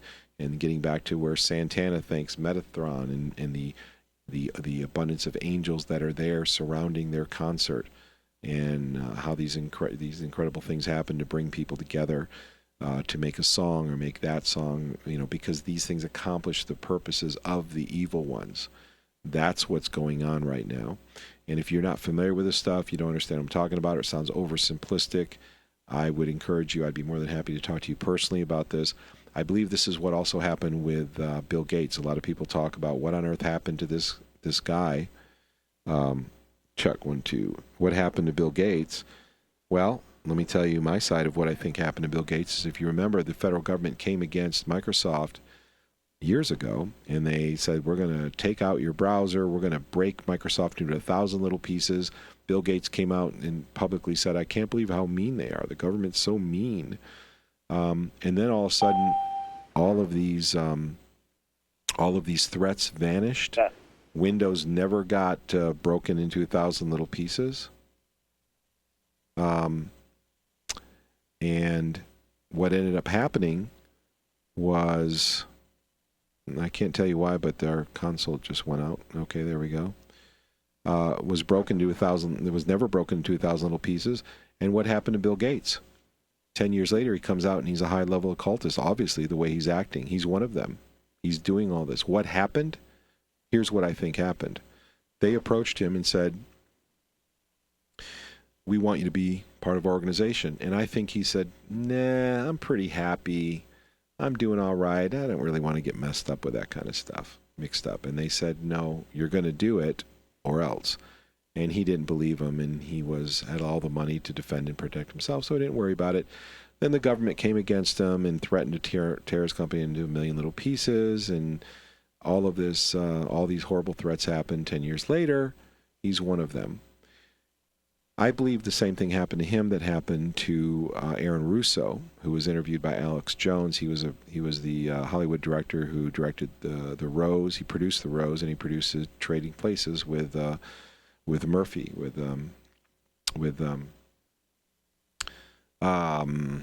what's his name? I'm so sorry, I'm so tired, and I haven't eaten. Murphy. My blood sugar is so low. It's so embarrassing sometimes when I don't have memory, but I'm just like, I have been so busy today, I haven't even eaten, which is terrible, but that's the kind of day I've had today, trying to keep up with everything. The commodity, Murphy, the comedian Murphy. So anyway, this is what happened with Aaron Russo. Aaron Russo ran for governor of Chicago and actually almost won, came very close to won. Well, one of the Rockefeller brothers approached him and said, hey, I want to be buds. Hey, let's go out to lunch. And they became friends. And they started trying to recruit him, saying, yeah, we want you to come on over to our side. We want you to start doing this. We're going to do this. There's going to be an event, refer to 9/11. This was made before 9/11 happened. There's going to be an event, and it's going to be used to pass some legislation and so that we can eventually microchip everybody. So Aaron Russo was like, whoa, what? Why are you going to do this? And he says, because we want to microchip everybody. And why do you want to microchip everybody, said Aaron Russo. And Rockefeller brother said, well, because, if people don't do what we want them to do, then we just turn their chip off and they can't buy or sell. Really? Isn't it interesting that Revelation The book of Revelation chapter 13 talks about 666, says that you cannot buy or sell lest you have the mark in your right hand or forehead. That was being referenced to by the Rockefeller brother directly to Aaron Russo. Same thing happened to Bill Gates, I believe. Bill Gates finally gave in, became one of them. They probably took him on some trips and showed them some of their incredible, outrageous flight and other technology and energy technology, and blew Gates away. And because Gates did not have the biblical foundation to recognize the evil in what he was seeing before him, if you don't have that foundation, you're going to be drawn right into it. If you don't understand that the angels that approach you to seduce you, to give you knowledge, to give you power, are not spiritual masters. They're demonic entities that are there to deceive you and to help walk you right into the New World Order so that you're a good little child of the New World Order. And if you believe these things without a biblical foundation, then you will walk right into it because you don't know any better. This is going on right now.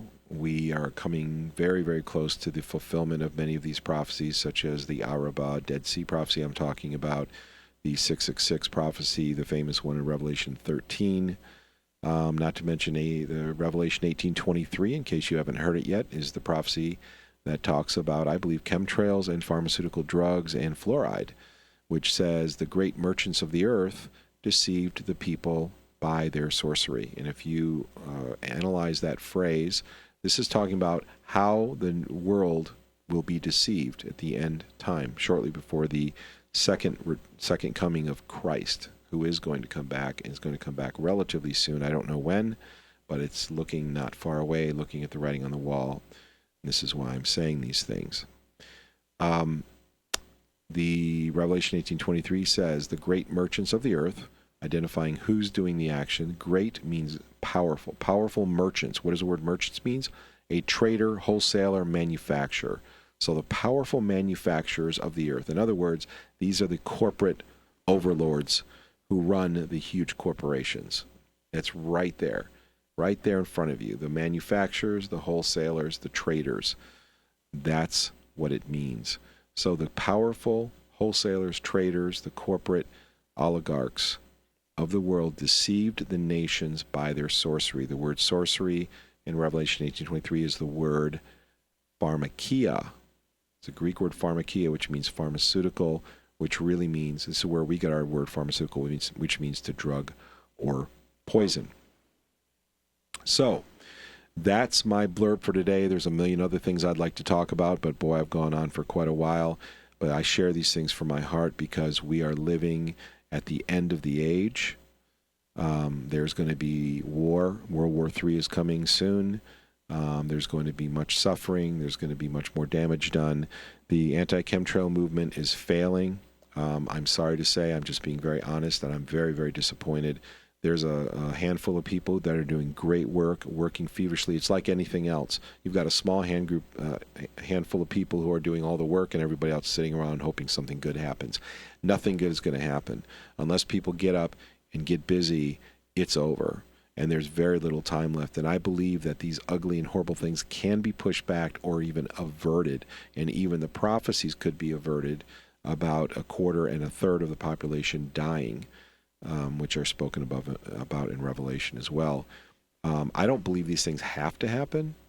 I believe these things can be averted if people got up and decided to change their ways. Unfortunately, I don't think people are going to do that. They're going to sit around and do what they usually do, and they're going to wait till the last minute and hope somebody else does the work for them. Nobody's going to do the work for them, and we're all going to suffer for it. And even though we just passed 60,000 people in our Facebook group tonight, it doesn't matter because only a tiny fraction of those people are actively involved. My heart goes out and my gratitude goes out to those people who are actively involved, who do work, and who do make the sacrifice to make a difference in this world. To those people who are sitting on their hands hoping something good has happened, you have played the fool and you have destroyed everything that we're fighting for, because that's the worst thing you can do, is nothing. As you sit there and do nothing, the world is burning and becoming destroyed every day. People are dying, and this is very, very real. I do not call out for violence because I believe this can be completely averted using strategic politics and coordination among the public. I do believe that this can be done without violence. I know that's hard for some people to believe, but I believe that. But it would have to be a large group of people, and some leaders in our movement have said 1 to 2 million people need to be actively involved before it's going to make a difference. I wholeheartedly agree. And we're moving much too slowly. All these people who could put a bumper sticker on their car, a sign on their lawn. Every one of my vehicles and my business partners' vehicles have bumper stickers on them. There's a sign that's been in my front yard since I had them printed. And, of course, a very high-quality sign, too. It's lasted through all the winters. It's the same sign that's been there. The thing has held up marvelously through the snow and winter and freezing rain, Maine weather. Not a lot of money. Put up signs, put stickers out, tell everyone you know, get a shirt, wear it everywhere, get a patch, do something. But we are failing miserably, and there's only a handful of people, and thank God for those people who have that passion and that love. But for those who have done nothing, hoping something good is going to happen, you've dropped the ball that we so desperately needed you to carry. Don't do it another day, because so many people are going to suffer for it. And if you knew what was coming in the near future and the damage, and I don't mean like be the bearer of bad news, but if you knew what was coming and the severity of the things that were coming, you would never sit around and wait for something good to happen. I'm done right now. I'd like anybody who's on the phone line who would like to talk. Now it's your turn. Please feel free to speak up. I know Kim is with us. Thank you, Kim, for joining. I'm so glad and so thankful that you're here and you help carry the ball. You're also doing some of your own shows, which we're going to start uploading beginning tomorrow or the next day to the Global Skywatch YouTube channel. This show will be uploaded. Your shows will be uploaded that you're doing, I believe you said maybe Thursday night. But anyone you'd like to speak up, now's the time if you're on the console. Who do we have with us?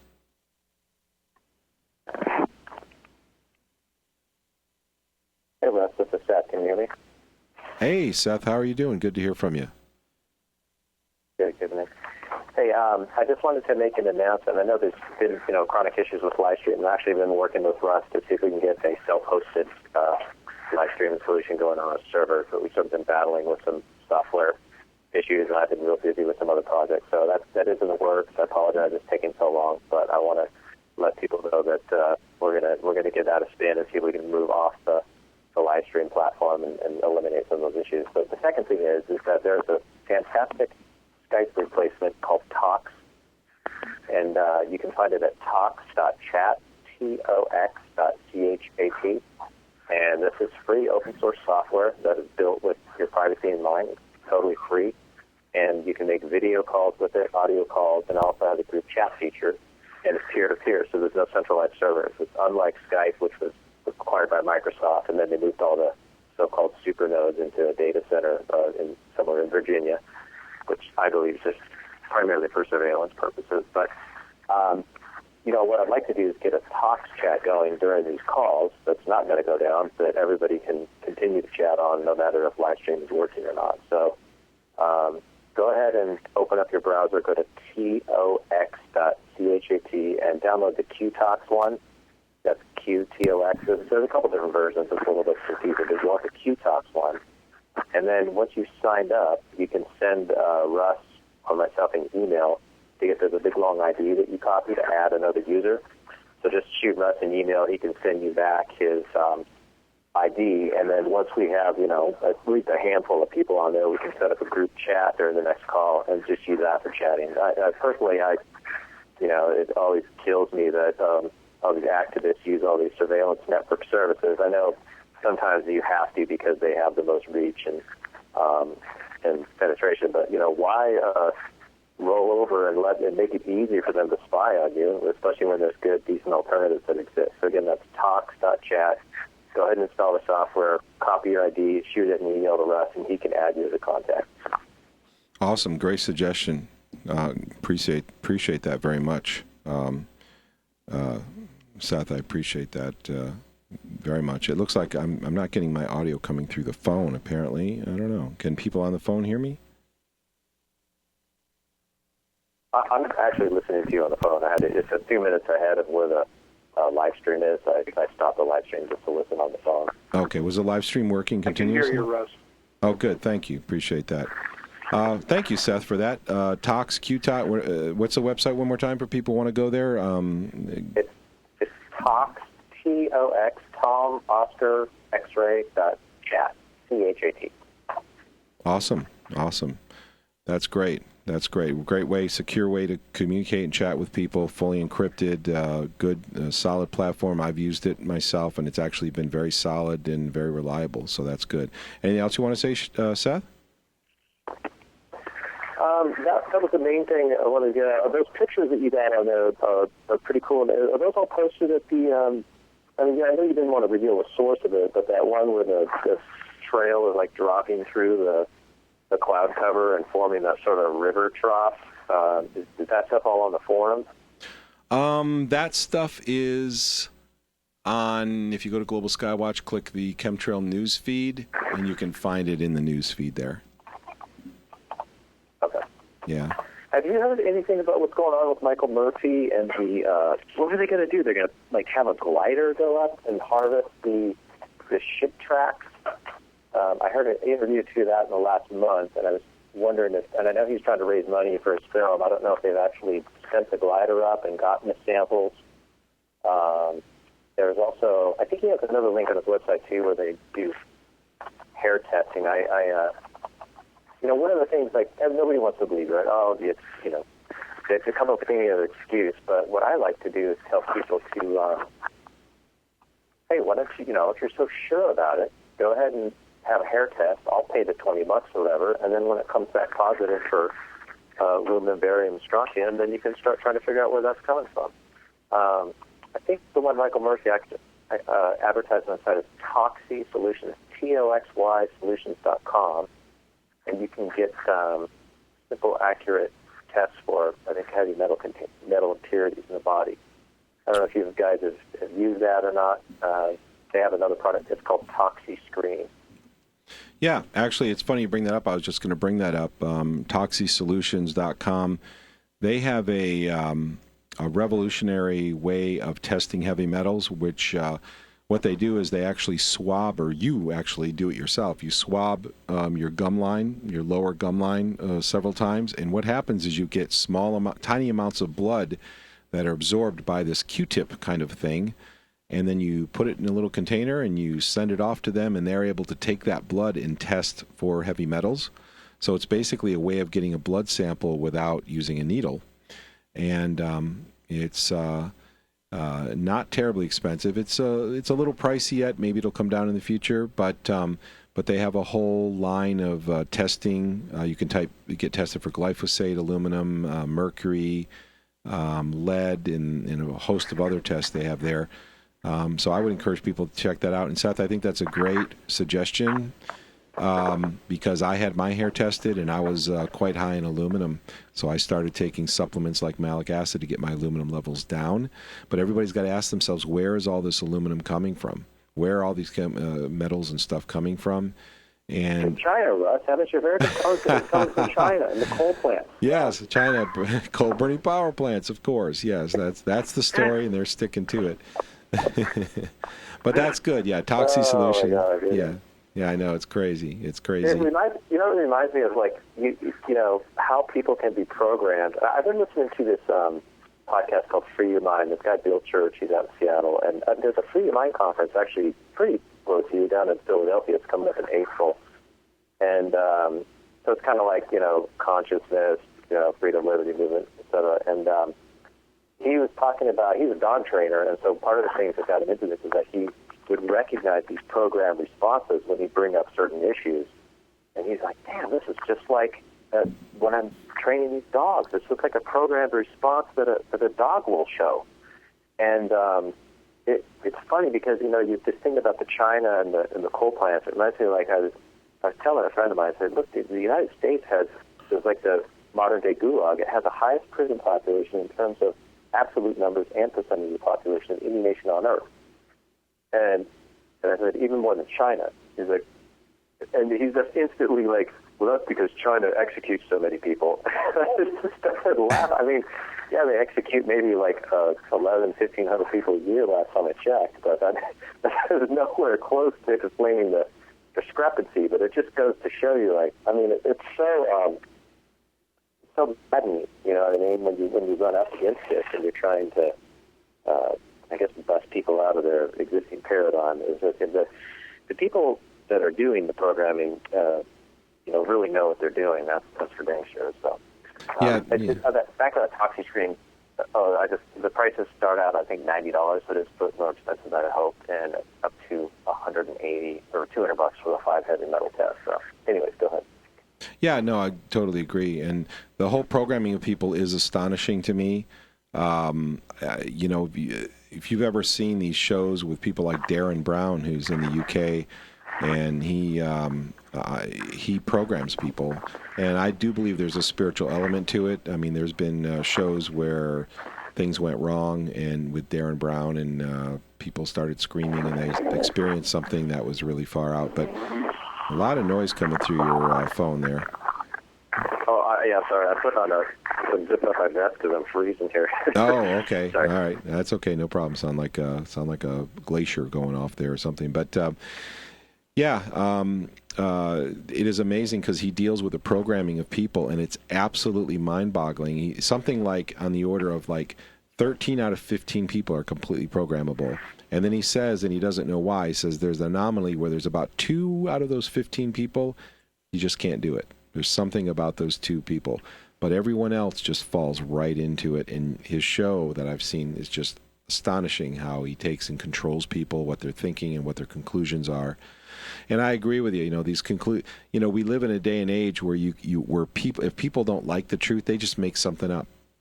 You know, like your whole thing about China executing people. You know, they'll just find something to use as an excuse for having to face the truth, and it's just, it's amazing. It is one of the most amazing things I've ever seen in my life, is how people avoid the truth and how hard they work to just avoid anything that's uncomfortable today. Yeah, when you brought up the China thing, it just instantly reminded me of that other thing. Oh, blame China. But yeah, I think that with the phenomenon you're describing with the people that are more resistant to programming is consistent with the Milgram experiment findings, where they had there's a very small percentage of people. And there's another book. It's dark material, but I think it is important to read just to kind of understand human nature and what people are capable of when they're in authoritarian social structures. It's called Ordinary Men, the men of the 400-something police battalion. This is about a police battalion that was formed out of men just from middle class, working class, Hamburg, Germany during World War II. And these people, like, what they found is that when they had these open pit, execution pit shootings, where they would just have these guys basically shoot people in the back of the head from dawn to dusk, it's something like, what was really disturbing is that I think something like 90% of the people went through with it, and here's the kicker, is that the people that refused to do it, there were basically no punishment or no consequences, right? I mean, not right. You would know that. You would think that there might have been, but there wasn't. And these people suffered no negative consequences whatsoever, but who refused to do the shooting. Yet something like 90% of the people that were ordered to do it followed through with it, which is, it's crazy. But it just goes to show you when people have an authority figure, just like they show the Milgram experiment, and also through history of that book, Ordinary Men. Check that out or get a copy of it if you can handle it. It's scary stuff. So I think it also goes to show you that once somebody stands up, like in the Milgram experiment, says, no, I'm not going to do that, then a lot of more people are willing to stand up and say no. So, courage is contagious, and people need and want leadership, I think. So, anyways, I just wanted to kind of throw that out. Yeah, I totally agree with you. I mean, in fact, on our excuse me, on our chemtrail news feed, if you go to globalskywatch.com and look at the chemtrail news feed, look for an article called Modalities of Disinformation, and I've got it up on the screen on the live stream now. The Milgram experiment video, it's a 44-minute video from the Pennsylvania State University. I have the entirety of the video up there, posted there, and it is amazing. I just sit here with my mouth open with what people do when they're told to do something, even if it involves killing other people, and it's just, there are no words. I just sit here like, wow, I just don't get that. I don't get that. Yeah, that book is called Ordinary Men, Reserve Police Battalion 101, and the Final Solution in Poland by Christopher R. Browning. Came out in 1998.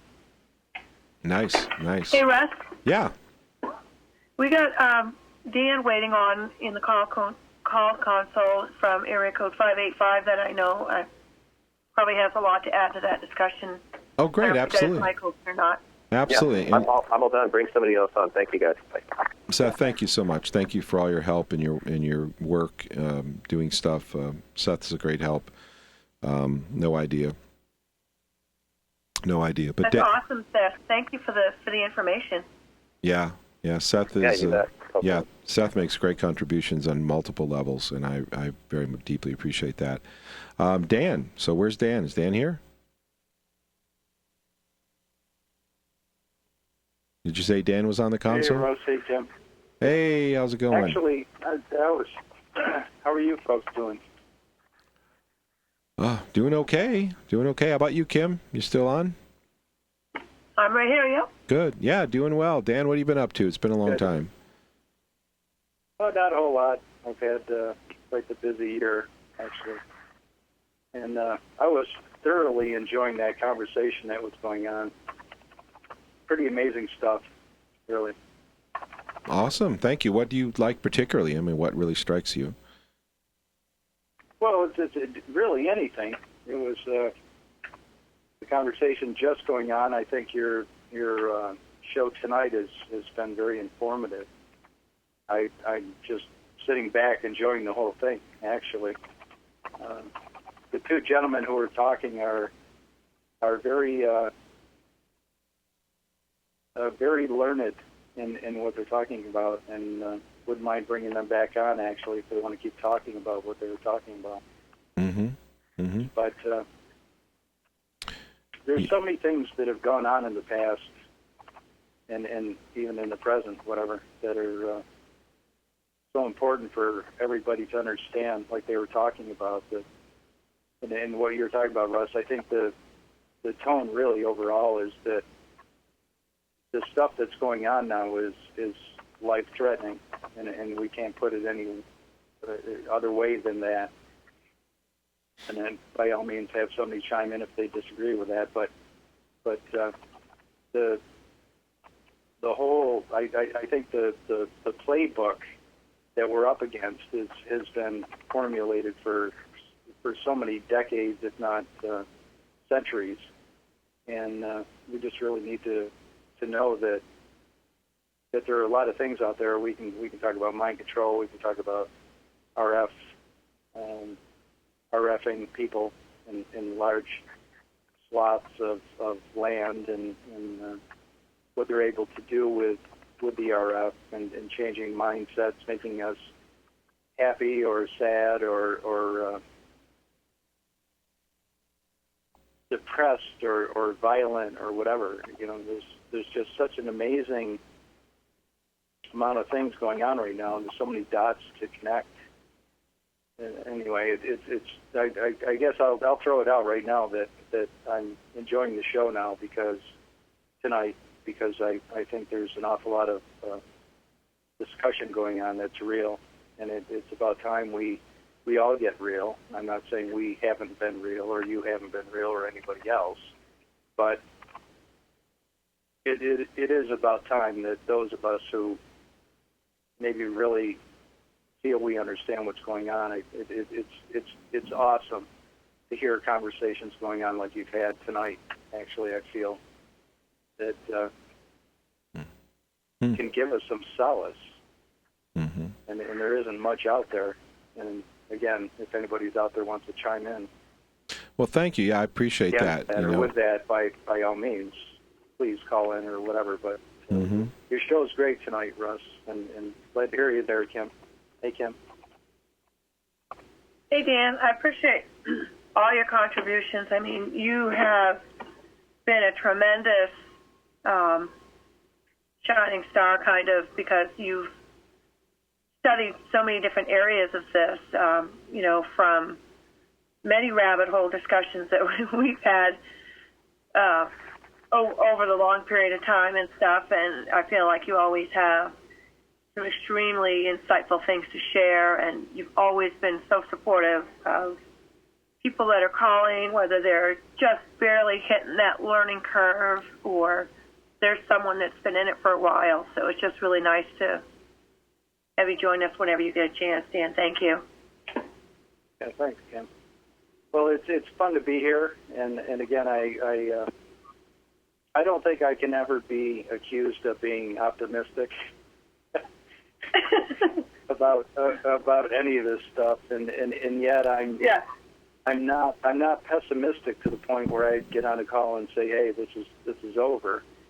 But again, the two gentlemen just talking previously, I mean, the level of importance of being real about this stuff and saying, let's forget about the naysayers, let's not involve ourselves with any negative energy at this point, which I think is what Russ was working toward tonight, which is awesome. We need to look at this, and it's the kind of thing, and I don't want to say it this way, but we can go down without trying, or we can go down trying. Absolutely. And I'm not right, but I'm not sure that I feel we're going to go down. There's an element of those moments of what's the movie? What was the movie with Mel Gibson, where they're in the American Revolution or whatever that whole thing was? I forget that movie, but oh God, what was it called? But anyway, where he gets out in front of all the fighters who are all worried and afraid and saying, hey, this is over, and he rallies the troops. It doesn't mean that this can't happen, but we're up against a monstrative situation that is pretty horrific when you look at the whole thing that's going on as far as the reasonings behind the springs and whatever. There's so much behind all this stuff. And anyway, we have to look at it realistically and just say, it is what it is.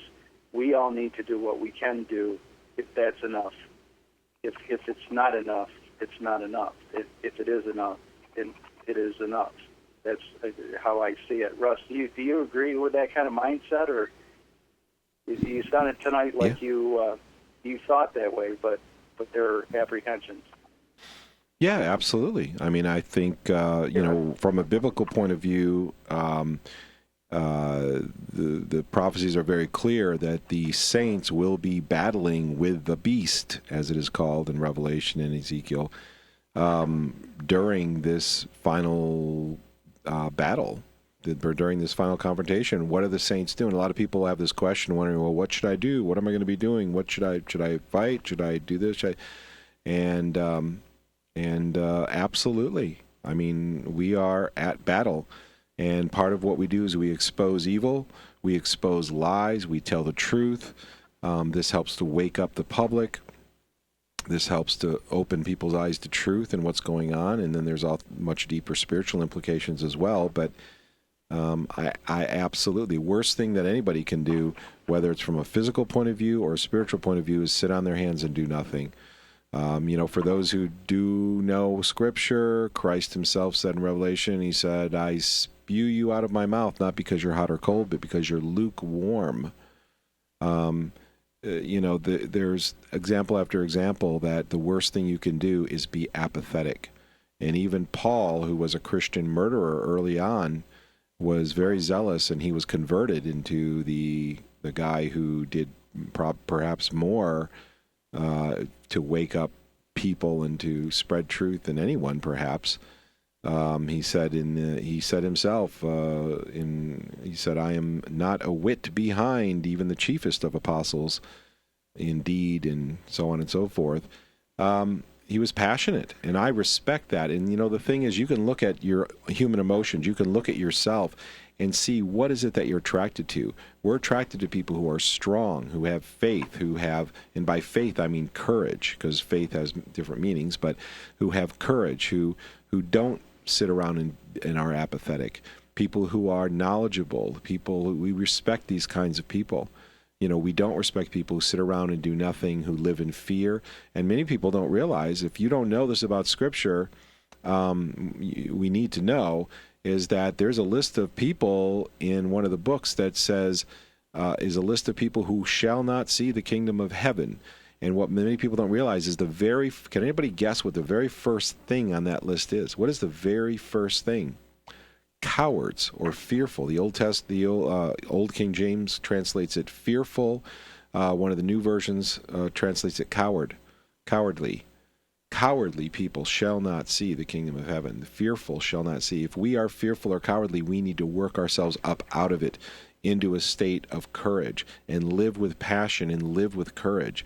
And that doesn't mean go around destroying things. That means having the courage to do the right thing, having the courage to act with discretion, to act with intelligence. And it's not easy, but it's a much better way of life, and it's a great blessing to people.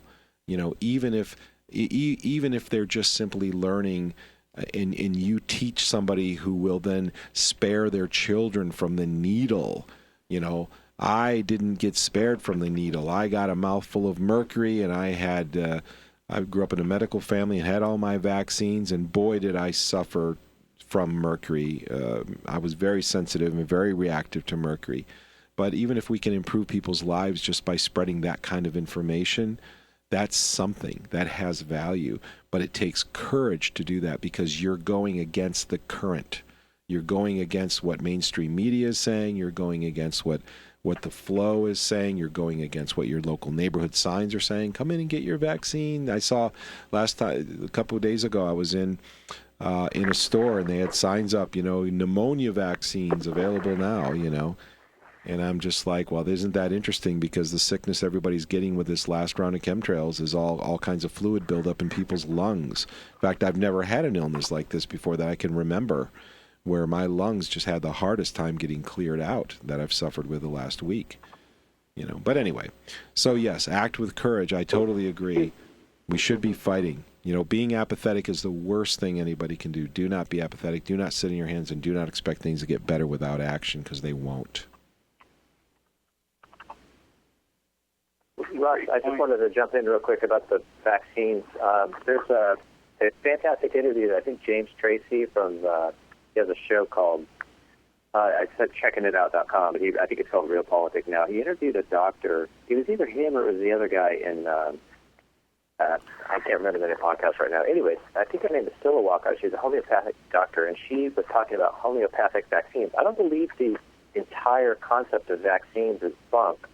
I think that it's been hijacked by the establishment to introduce poisons and kind of introduce a slow kill program and destroy people's immune systems. But I'll see if I can post something about that in the forum, where they've seem to have quite a bit of success using an oral homeopathic-based vaccine with people in Cuba for a tropical disease that was really rampant after tropical storms. Tropical storm would come through, and then a lot of these diseases would be picked up in the fields.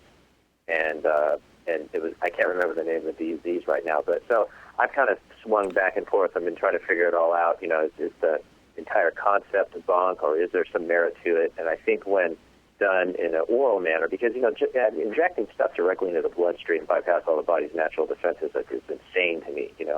And I would, it's with newborns getting loaded up, especially a child.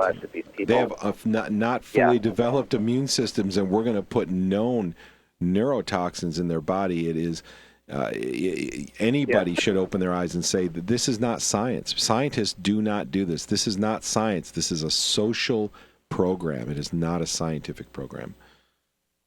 Well, these infants are getting encephalitis, which is swelling in the brain. They've done studies on premature babies where they vaccinated them, and many of them suffered brain swelling and hence brain damage. I mean, it's so criminal and enraging what is happening to these tiny, defenseless human beings. And another resource for that, if you guys are interested in the vaccine stuff, is called "Vaccination is Not Immunization" by Tim O'Shea. He's a chiropractor, and he has a website called The Doctor Within. So if you search for "Vaccination is Not Immunization," I think it's the 4th edition. I went and bought a copy of this book. It is solid. It's extremely well footnoted. It's all based on facts. Read studies. It's not just a bunch of blowhard I mean, that's a good resource to put in somebody's hands if you think that there's a few brain cells are rubbed together in a mind to change, and they might be open to hearing an alternative viewpoint. That is a huge decision for anybody that's becoming a new parent. And, we've tried to talk to everybody that's having kids, and we've seen it. I've seen it with my own family members, their kids, and the progress of them compared to our son. And it is just night and day. I mean, it's really sad because I see like the sort of vacant look in these kids' eyes and having speech. That is, a lot of you guys might notice that these kids these days have this it's kind of like a Jersey accent, which I believe is being caused by brain damage from this toxic load of vaccines that they're getting, immediately after birth. It's very upsetting. But again, that's the doctorwithin.com, Tim O'Shea's website, and his book is Vaccination is Not Immunization. I think it's volume 4. It's like $20-$30. Great book. Excellent. Yeah, I've heard about that, and as somebody who's been through mercury toxicity, I'm particularly sensitive to it because I'm a high testosterone, low glutathione guy, and that means I don't detox metals very quickly. I have felt the effect of mercury. I've seen what it does to other people. A lot of people say, "Oh, I'm not affected, I'm fine," and then you find out, well, they've got acid reflux. Oh, they've got trouble sleeping every so often. Oh, they're kind of clumsy. Yes, sometimes they have brain fog. Yes, they have arthritis. And they don't realize that these are all mercury-related diseases. They just don't. They haven't made the connection yet between the mercury and their disease. Not to mention the emotional side. Panic attacks and the fear and suicidal thoughts and depression and hyperactivity and inability to focus and reading comprehension and all of this stuff, inability to get deep sleep. I had my amalgam fillings out. I completely recovered. I absolutely felt like Superman for 4.5 years until they started spraying us. And people who get their amalgams out today are no longer having these incredible recoveries like they used to. And I believe that's part of the reason they so aggressively started the spraying. Is because people were discovering that mercury was the problem. And now they had to muddy the control group by making everybody mercury toxic. And that was part of the game. They had to use mercury. If they didn't use mercury, then there would be more discoveries about the fact that mercury was at the root of all these diseases. Now mercury poisoning is the new norm. So anyway, but I agree with you. I've heard that I've heard that book you talked about. They're not doing any real long-term studies with vaccines because they said it's unethical not to vaccinate people, so they can't have a control group. How convenient, The other resource is Cilla Walcott, CILLAWHATCOTT. She was interviewed on Real Politic at interview number 64. So, if you guys are actually hearing about some vaccines that are not harmful and they actually work, you might want to check out that interview. Back to you. Thank you for that. Thank you. Appreciate that. I know it's getting kind of late. I'm going to have to check out here shortly. I don't know if Kim, if you want to continue chatting with people or if you need to. I don't know what your schedule is like, but I've had just an absolutely crazy day. And it's been great talking to Seth and Dan. I really appreciate that. Is there anyone else who'd like to speak up now? We have a few more minutes, and then, or Kim, do you want to go on a little while, or what do you want to do? Do you need to go soon? Yeah, I'm pretty much good because it's about 11:23 right now. I just wanted to let anyone that might still be there. I'm going to try to start doing like a Thursday thing where it's going to be a little bit just of a brainstorm. We got a few people that been checking in, and they just want to share like whatever physical things that they're doing in their communities for activism to spread awareness, or brainstorm on ideas that they think would work. We've got a couple people that seem interested in sharing website information and, like Seth was saying earlier, alternate chatting things. And so we talked a few times about, Steve from Alaska was sharing, what he was doing through his business, and there was a few other people that were talking about just the different ways they're trying to network. Like one friend she's trying to work with Green Party to try to get some education there, and we're talking about organic farmers. All right, Just looking at networking resources and so Thursday whatever night, field activism you're doing. do you have a particular time? It's going to be here on the on this I do. It's on this stream, going to right? be, yeah, and I've got the live stream event already published, so it's going to be uploaded for 9 o'clock Thursday. We're shooting from 9 to 11, but if any stragglers come in, we're going to keep the event open until midnight just in case. So probably we'll keep the call console probably open longer than in case anybody comes in late. And then what I'm asking, if anyone wants to try to hook up with me, if they have any photos that they want to share, videos of whatever it is that they're working on, we're going to try and do that too. I'm just not really sure where I could possibly get everybody's email, so if they want to send emails with pictures of what they're doing. I think actually, if I publish the event itself, just a link to it, anybody that's got live stream can just log into their live stream account and they can just read the comments that are there. Because I've already posted a few pictures and some comments. So if somebody wants to say something there, they can say something and we can maybe get their photos or whatever. Very good. All right, so this is going to be Thursday night. What time on this live stream that we're listening to right now? It will be 9 o'clock Eastern Standard Time and 6 o'clock Pacific. All right, and this is going to be headed up by Kim, and she's going to take this brainstorming session and run with it. So I think that's great.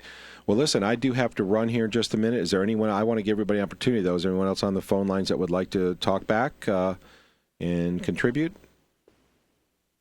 We have a couple more minutes. Hey, Russ, Dan again. Hey, Ken, can we chat for a few minutes after the call ends here? Oh, absolutely. If you have a chance,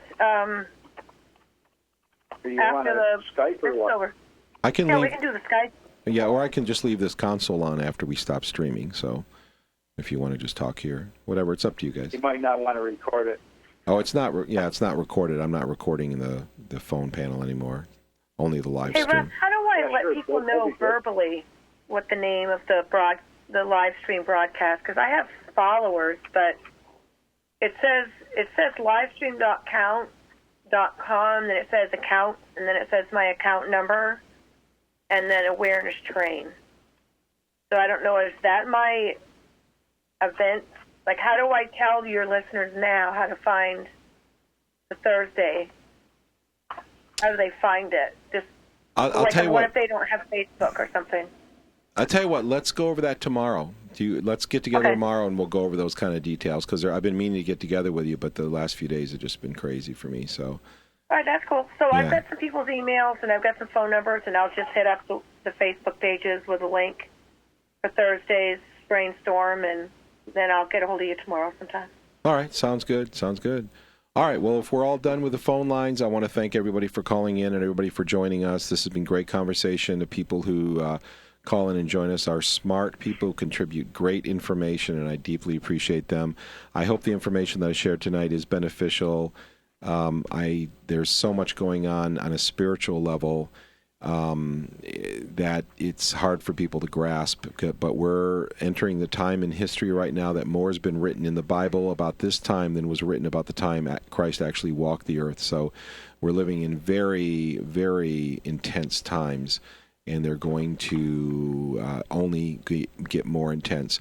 If you want to get rid of any of these issues, if you want to deal with them, if you want to help with chemical aerosols, with chemtrails, please go to globalskywatch.com and help us out. Go to geoengineeringwatch.com. That's another website that's tremendously popular. It has a lot of articles, and would love to just have your help. If there's anything you can do, please look over the resources that we have there. Thank you, Dan. Thank you, Kim. Thank you, Seth. Thank you, everybody, for joining us tonight. I hope the information's been good and helpful. And I'll tell you what, we'll call it a day right now, and that way we can end without going too far over. And remember, Thursday at this very live stream, Kim will be here with her show, her meeting. And other than that, we'll see you all next week. So everybody have a good night and take care of yourselves, please. Thank you. Russ, Same to great you as talking well. with you.